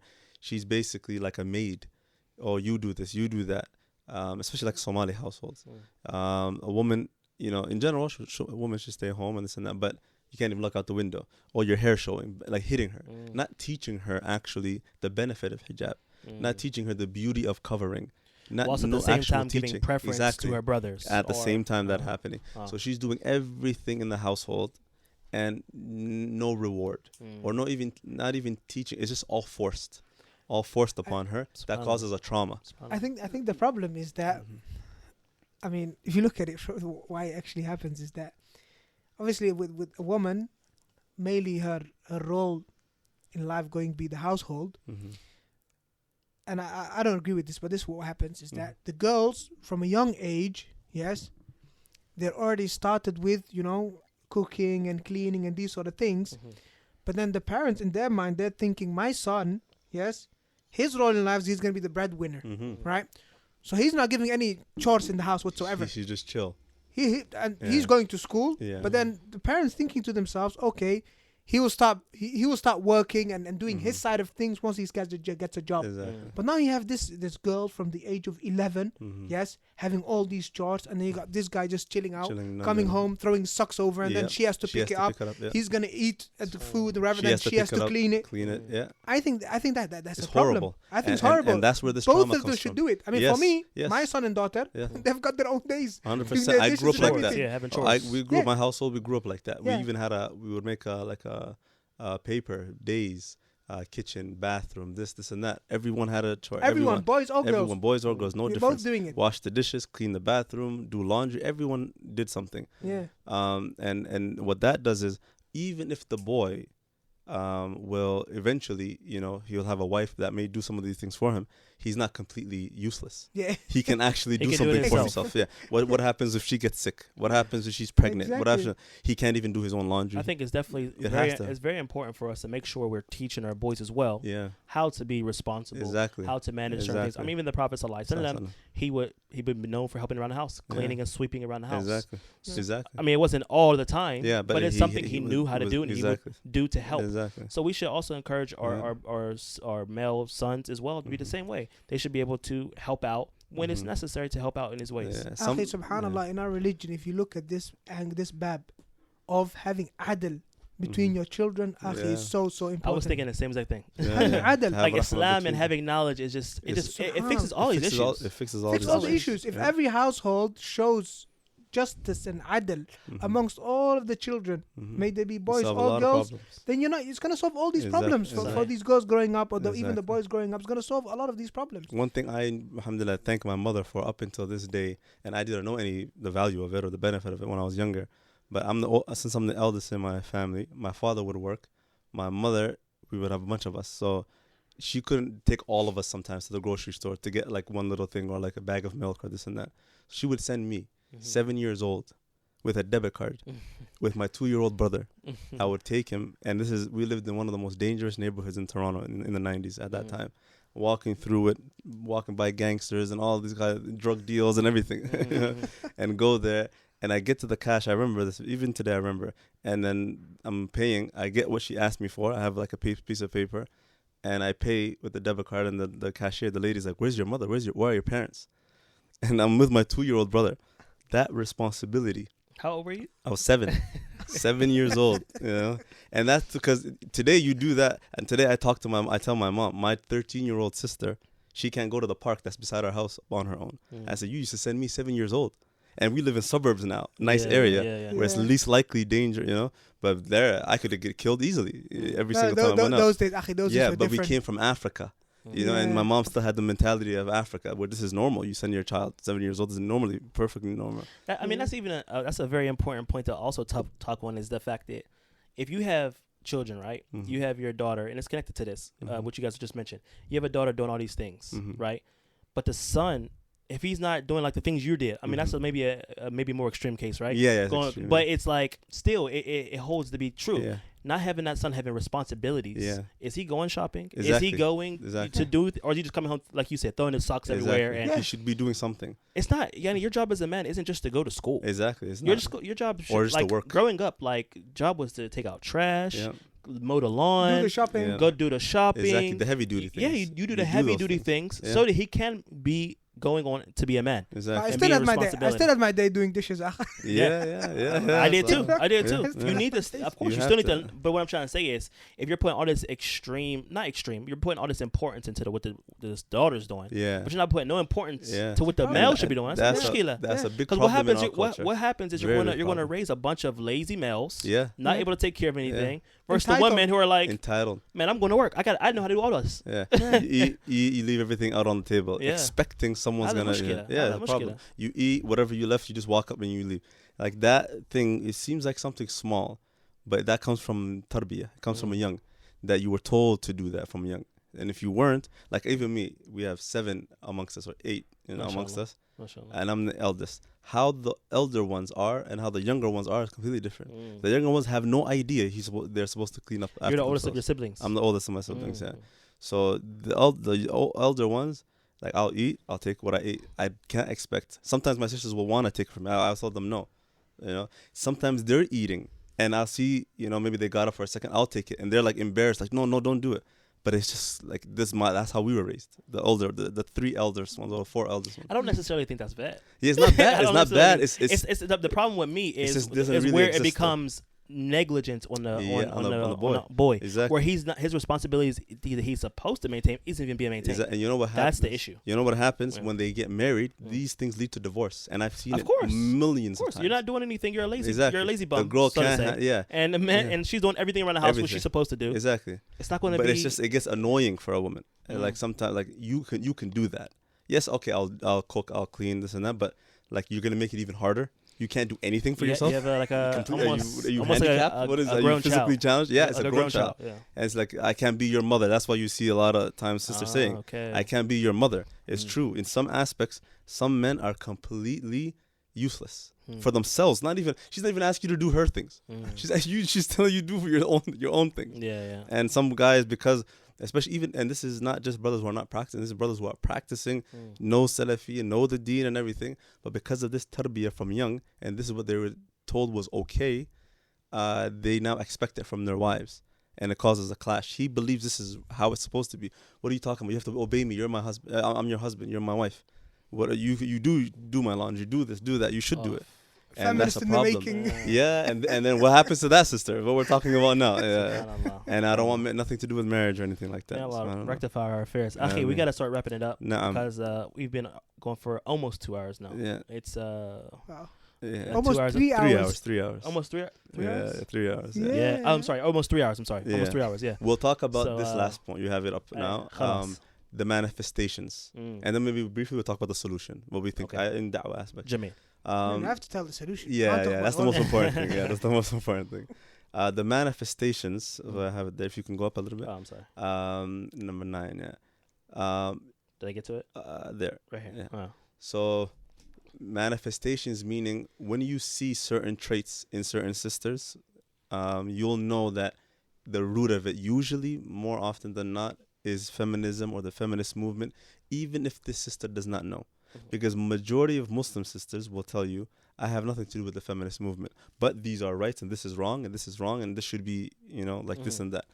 So they might not necessarily ascribe to the feminist movement, but there's signs that they've been affected by it. Yeah, the athar. Yeah, the athar. Whether it's through music they listen to, whether it's movies and shows they watch, the attitude of women they adopt. Maybe even the community they grew up in. Community they grew up in. So one of them is aggression. Women who behave like men. Mustarjalat, as they say in Arabic. Like she became aggressive because she's always fighting some fight. She's fighting some fight, or she got it from her mother, whatever she saw her mother going through with her father and this and that. It gave her to be aggressive and not have constantly on the edge. Yeah, and not have there's lack of femininity, like softness and gentleness, which is the nature of a woman. Not to be aggressive and fighting and challenging men all the time and fighting men all the time and using harsh words. That's not the nature of a woman. So today that's promoted and glorified and praised. Actually, women should be like that. Fight for your right. Fight. Always in a fight. Always competing with a man, and these are signs of feminism manifesting itself in a woman. Aversion towards marriage, not wanting marriage, not wanting to have children. Yeah, we talked about this. Not wanting to be a mother, seeing it as something lowly. Obsession with independence from men. I'm independent. I don't need a man for this. I don't need a man for that. Severe hatred for men and masculinity, and equating any sign of masculinity in a man to misogyny. I'll just give you one example. a man being jealous of his woman or in having protective jealousy for his woman, that is seen as misogyny. How dare you? I'm free. I can do whatever I want. Meaning she's talking to other men, befriending other men. You should trust me. And you're just jealous, and this is misogynistic. You believe I have to follow you, and I can't be free to do whatever I want. It's unbelievable. And the funny thing about that point is that like you said, nowadays we hear this a lot. Misogyny, etc. He's misogynistic, etc. Where at the end of the day, especially the feminists today, they're not giving no importance to misandry, which is the hatred for men. Exactly. The opposite. Because when you say misogynistic, meaning you hate women. You hate women. Yeah. Misandry, which is a word most people, this might be the first time you hear it just now, is the hate for men. We see that way more than we see the opposite. And the thing is, it's a deception, misogyny, because misogyny, that's why I said they equate it to masculinity. Patriarchy. So they see that as a bad thing. That a man leads, that's misogynistic. Then a woman should obey a man, that's not misogynistic. So aspects of the deen they see as they automatically connected to an evil. Hating women. The fact that a woman should obey you, that's a form of hatred or oppression to a woman. Allah subhanahu wa ta'ala said, الرجال قوامون على النساء وللرجال عليهن درجة. This is something, it doesn't mean, look, maybe we have to clarify this. Allah says that men have a certain level of authority over women. And the woman, she has wilaya. The man has a wilaya over her. She can't just get married without the permission of her wali. The fifth one is that you see women nowadays, usually all over social media, praising one another for things that are usually lewd, immoral acts, things that obviously go against the deen, disobedience to Allah, open disobedience. So, openly sinning. They praise, and this, subhanallah, psychologically comes from a trauma, because like we said before, forcing her to do this, forcing her to do that, forcing the hijab on her, and then now they're telling them, taking the hijab off is liberation, is freedom. If the parents did a better job in teaching her the importance of hijab in the beginning and the beauty of it, and that they're actually more valuable and more precious than the woman who's naked and is walking around outside, and they made them love it, especially living in the West, where they're being attacked for their hijab all the time, and that they're different and they stand out, and what's that thing on your head, and they may be mocked in class and school and things like that. No one's actually helping that girl when she's young with that. When she should wear it as a sense of pride, being proud exactly. of it. And she's proud of her identity no matter what anyone tells her, because they don't have that.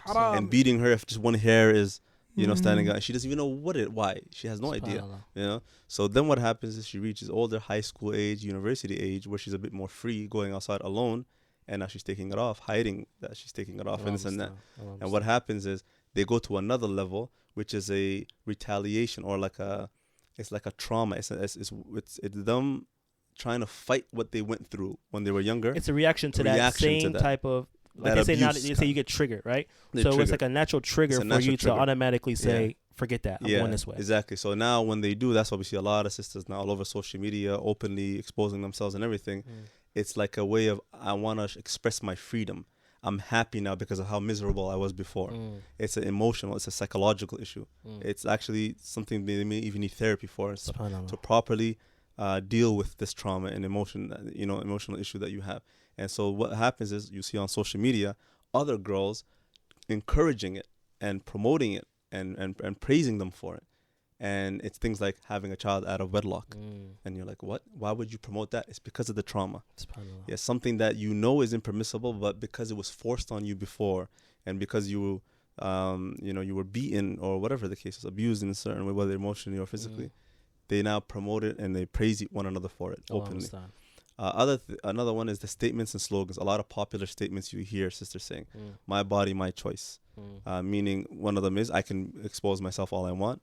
Another one is like the abortion issue, that it's my right to kill this child, and no one can say anything about it. But Allah and His Messenger have obviously a say in that. Khadija was a businesswoman, meaning career. How dare you guys tell me I can't do this, do that, when Khadija, best of women, was this. Yeah, but she was also a wife. She obeyed her husband. She, it's actually a refutation against them in a way. Yeah. Because what happened when she got married? Yeah. She gave it to the Prophet sallallahu alaihi wasallam. Exactly. And she took the step back. That's the point. So it's Exactly. actually a refutation It's against it. because and this is what happens when you don't know your deen. You don't know your deen. You make a point that's actually against you. SubhanAllah. It's not for you. The sort of image that some sisters have of Khadija, ajib. It's ajib. They think like Khadija's like some kind of CEO, like out there talking to the man and making meetings and stuff. Why did she Aslan send Muhammad sallallahu alaihi wasallam to go into the tijara for her? Exactly. And before Muhammad sallallahu alaihi wasallam, someone else she had exactly a little maid. Why didn't she go? Why didn't she go and close the deal? Mix with the man and close the deal. Before Islam, which is a proof. And this before Islam. Before Islam, showing the iffa of a woman and the modesty of a woman, even before Islam. Hijab is a choice. Hijab is a journey. Meaning that we know hijab is a commandment of Allah that women have to cover. Today, you see a lot of sisters saying, it's my journey. Like, you have no right to talk about my hijab. It's my journey. Just like today, gender. It's my journey. Like, whether I'm a man or a woman is not your business. It's the same ideology. Hijab is a commandment of Allah subhanahu wa ta'ala. You wear it. It's obedience, just like salah is a commandment, just like Hajj is a commandment. And it's my journey, meaning I'll just show a little bit of hair today. Tomorrow I won't wear it. Today I'll wear it. It's like they're going through the Mecca period to Medina period. It's my journey. Yeah, it's a journey. No, hijab is a commandment and it's an act of obedience. And if you do not wear it, it's a sin. It's just like any other commandment. Another one is any man who speaks on women issues, he has no right to speak on it. It's a woman experience, so only women can talk about it. And especially the hijab. You always talk about men, marrying second wives. That's something specific to men. Male experience. Male experience. Why do you also feel in the same breath the right to talk about that? You feel it's okay. Men not speaking. The commandment of hijab that came down was addressed to a man, the Prophet ﷺ. He was told to tell his women folk and his daughters and the believing woman to cover themselves. This is a man telling them. It was never an issue in the history of Islam. Women issues, ahkam of hijab, ahkam al-Albani has a book on it. Throughout the history of fiqh, everything, menses, ahkam of menses, ahkam of the hijab, all women issues, men wrote about it. Never in the history did a woman stand up and say, only women should talk about this. With the menses, you mean? Yeah, or anything. Any aspect that has to deal with women, that is specifically women issues. Shaykh al-Fawzan, I believe, has a book on women issues, ahkam on women issues. Ibn Baz, it was never an issue. But today, somehow, it's an issue. I don't need anything for a man. We talk about that. The thing is, that's just very easily, you do. Maybe you to lead you in a household, and this is what you're talking about. But in everyday life, if you're scared, you call a police officer. If you're this, you call a man for something. If something breaks in your house, you call a man to repair it. You need a man for something. So it's convenient not to need a man until you need a man. Until you need a man, exactly. Yeah. She's a pick-me. A pick-me, they use it for a woman who actually speaks about men, basically in accordance with Islam. If she says a woman should obey her husband, if they say she's a pick-me, meaning she's out there trying to seek men's attention. She wants men to love her. She's trying to appease to men. Appease to men so they can marry her. For this reason, because she's a pick-me. Yeah. So she's not saying it because this is actually Islam and this is actually right. They want to dismiss it because they want to follow whatever they want to follow. So they slander her. This is the history throughout history. Anyone who speaks the truth, you have to find a way to, just like Prophet, he's a sahir, he's a this, he's a kahin, he's this. To try to silence the truth. Akhi, before we go to the solutions, do you know, I've read a BBC article about this. There's actually a big movement gaining ground called the tradwife movement. Traditional wife movement. Yes. You've seen it? Trad wife. I actually haven't seen the article, but I know. Traditional wife. So it's a movement saying that, look, I'm a traditional wife. I'm going to cook. I'm going to clean. I'm going to lie on my husband. I'm going to give him all of his rights. And he's going to give my rights. And I'm happy to do so. I'm not going to work. I'm going to sit at home. It's a whole movement of women who realized this was all false. Who are not even Muslim. Not even Muslims. They're saying this is false. Forget this whole feminism business. I wanna be looked after. Yes. I wanna be in my house. I wanna be clean. I wanna cook. I wanna obey my husband. Literally, they say obey and serve my husband. There's a and huge he'll take care of the rest. non-Muslim women who are like this. I haven't heard of that, but I have seen definitely a big pickup of women coming out, pretty much refuting these individuals, refuting these statements. Even people who used to work for big magazines and big newspapers coming out and saying because they work for feminist newspapers, saying, trying to make it seem like women should be at the house, they should dress this way, be this way. They said we fabricated most of those stories. Yeah, see, they were fabricated. Look at that. We did it. Why? Because it made more money. It brought in more attention. Women are more consumers than men. They're going to buy these things. Yeah. So they had to make things that would appease to them, so that they can actually buy it, then accept the ideology, and move forward. She came out later, was like, we're mentioning the point here. Non-Muslim men. This is the men, but realizing the destruction of their families and societies due to this feminist movement. In terms of the solutions, one of the biggest ones is those who are involved in da'wah, who have a position, whether they're an imam, whether they're a student of knowledge, whether they have some sort of platform where they have an audience of Muslims, especially even sisters who may have studied, sisters who have a platform. They need to learn, first of all, these things in order to educate Muslim sisters about the evils of feminism, about the dangers and how they can detect these things so they can protect themselves. And more importantly than all of that is to teach them the status of a woman in Islam, to educate them on that, the status and how Islam honored the woman in every aspect, in terms of her rights in marriage. What is she? A man is the one who this 50-50 thing that they promote now in the West. Man and woman, there's no such thing as 50-50 in Islam. A man is the one who is an obligation upon him, and if he does not do it without any excuse, is sinful. In Islam, no other way of life has that. Let me put it this way: that he provide for his wife. If a woman has a lot of money, right? Let's say she was a business owner, she even continues to be a business owner, right? And she gets married, and the guy's working 9 to 5, right? It's still wajib upon that man to provide for her. 100%. She doesn't even have to spend from her own money on herself or even on him. She spends money on him. It's ajr for her. It's ajr for her. It's a favor. It's a favor. It's a favor. I mean, I don't understand how empowering is that. Yeah, exactly. Exactly. You know what I mean? Where you provided for it financially, sheltered, clothed, food, everything is upon a man. So nothing she has to give him in that aspect. So whose interest is it? If when a man says or tries to convince you, and I'm sure men are behind feminist movement anyway. They don't know that. Yeah. Whose interest is it when it's like, okay, listen, instead of me having to provide for you, yes, let's go 50-50 on everything. Instead of me working 9 to 5 by myself to pay all the bills and everything, how about you go to work as well? Whose interest in that? The man is benefiting. What happened to equality? Equality only from the other side.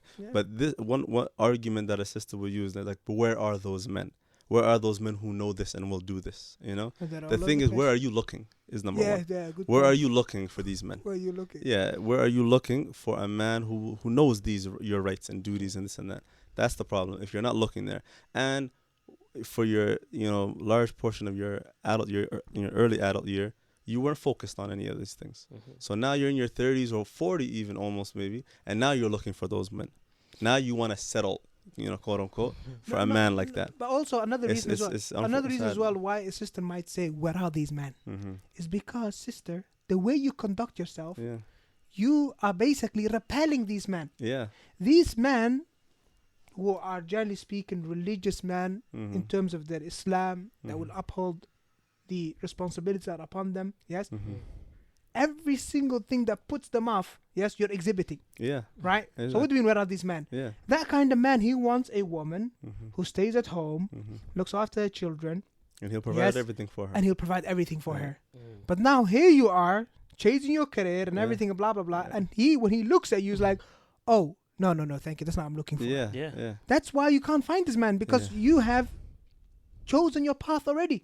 You've chosen the path. The way you're conducting yourself and what you're doing is you are attracting men, who want you to pay half the rent. Exactly. and then work 9 to 5. The same way she follows feminism, he's following the Western culture. Exactly. He's having a 50-50, and we're equal, and and then they don't marry either. The men don't marry them either. Like they don't get married because they don't see a benefit in marrying. Ikhwa, we gotta wrap it up. Time is getting tight. We've been going for 3 hours now. Let's go. Did we break a new record? Have we had one over 3 hours? Yeah, no I think chance. you did. No. Yes. Habibi. Unless you I don't think we had one over 3 hours. I don't think the record is yours. I don't think we had one over 3 hours. Final thoughts. Just want to say Jazakallah khair akhi for coming. Oh, yeah. For coming on the podcast and bringing what you brought, especially the information on the feminism and Umm al Qura, because Umm al Qura seems like to be like the only place where we don't know what's going on over there. Yeah. There's not much information. Inshallah, I get I'll a lot make it of my questions. job to find out. Yeah. Almost every premiere of the video, we're getting questions about Umm al Qura, and I don't know anything about Umm al Qura. Yeah. I even send you questions like, okay, what about it? Nobody knows. Yeah. So that's also something we're really appreciative. And also, I want to ask you one final question. No. Because you could choose that not to answer. Okay, it's up to you. Yeah. But I was wondering, akhi, why are you almost looked at as such a controversial figure? And I want to say this. I want to say this in the light of this because me personally, I believe if a person is Salafi, he's upon khair. We can differ all we want, and this is why I'm open to have conversation and dialogue with anybody, and I don't really burn bridges with people of Ahl Sunnah. Yeah. And we can continue to move forward. We can fix what's going along. If we still differ, let's go back to the scholars. Yeah. So there might be some things that, for example, I might have seen from my brothers. I might have seen from Muhammad Wali. I might have seen from you. I might have seen from anyone that I disagree with. Even in this podcast today, we disagree with some things.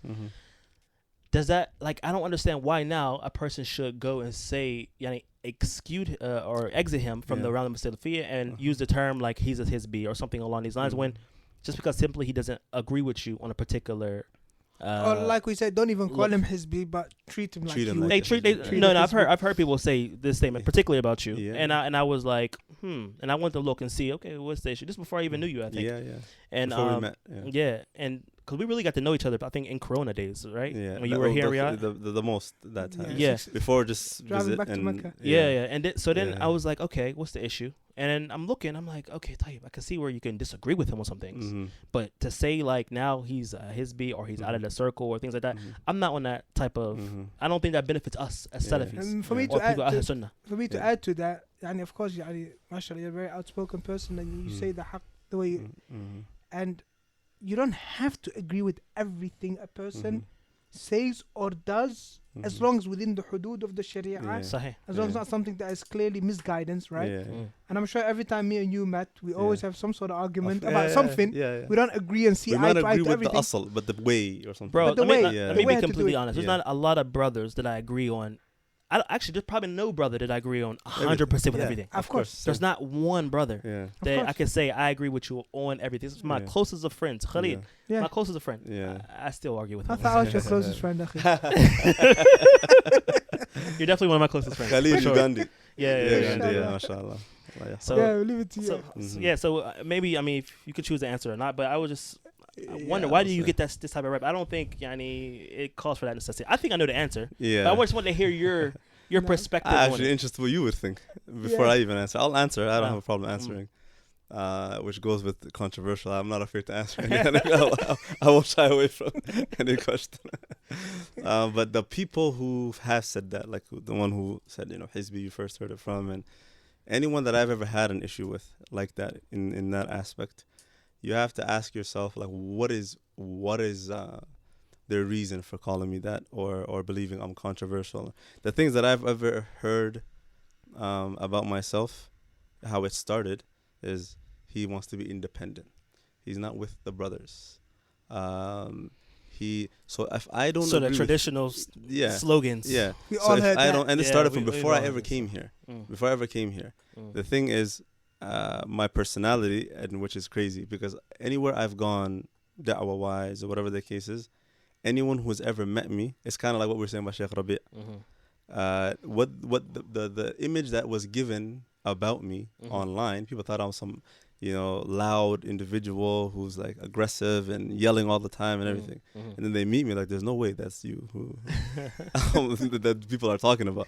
I don't talk generally. If I know you, we'll have a conversation, we'll talk and everything. In general, if I'm in a gathering and I don't know people, you won't even hear my voice. I'm not a talkative person. I'm an introvert, actually. But the people who started that, rumor or not rumor, but like campaign or whatever they were pushing, was because I didn't agree with them. So who's the actual Hizbi in reality? Because I don't agree with you, I'm a Hizbi. No, that's Hizbiyah. Yes. In reality, you accusing me of having something wrong with me because I don't follow you, or I don't follow your group, or I don't follow the people, whatever, especially it's things that are clearly wrong. You're oppressing this brother. I'm not going to follow you in that, or I'll call you out on it. Those guys don't like that. they like yes men more than, you know.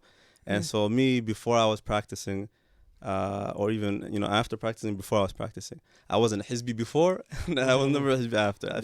If I don't agree with you, I'm gonna say it.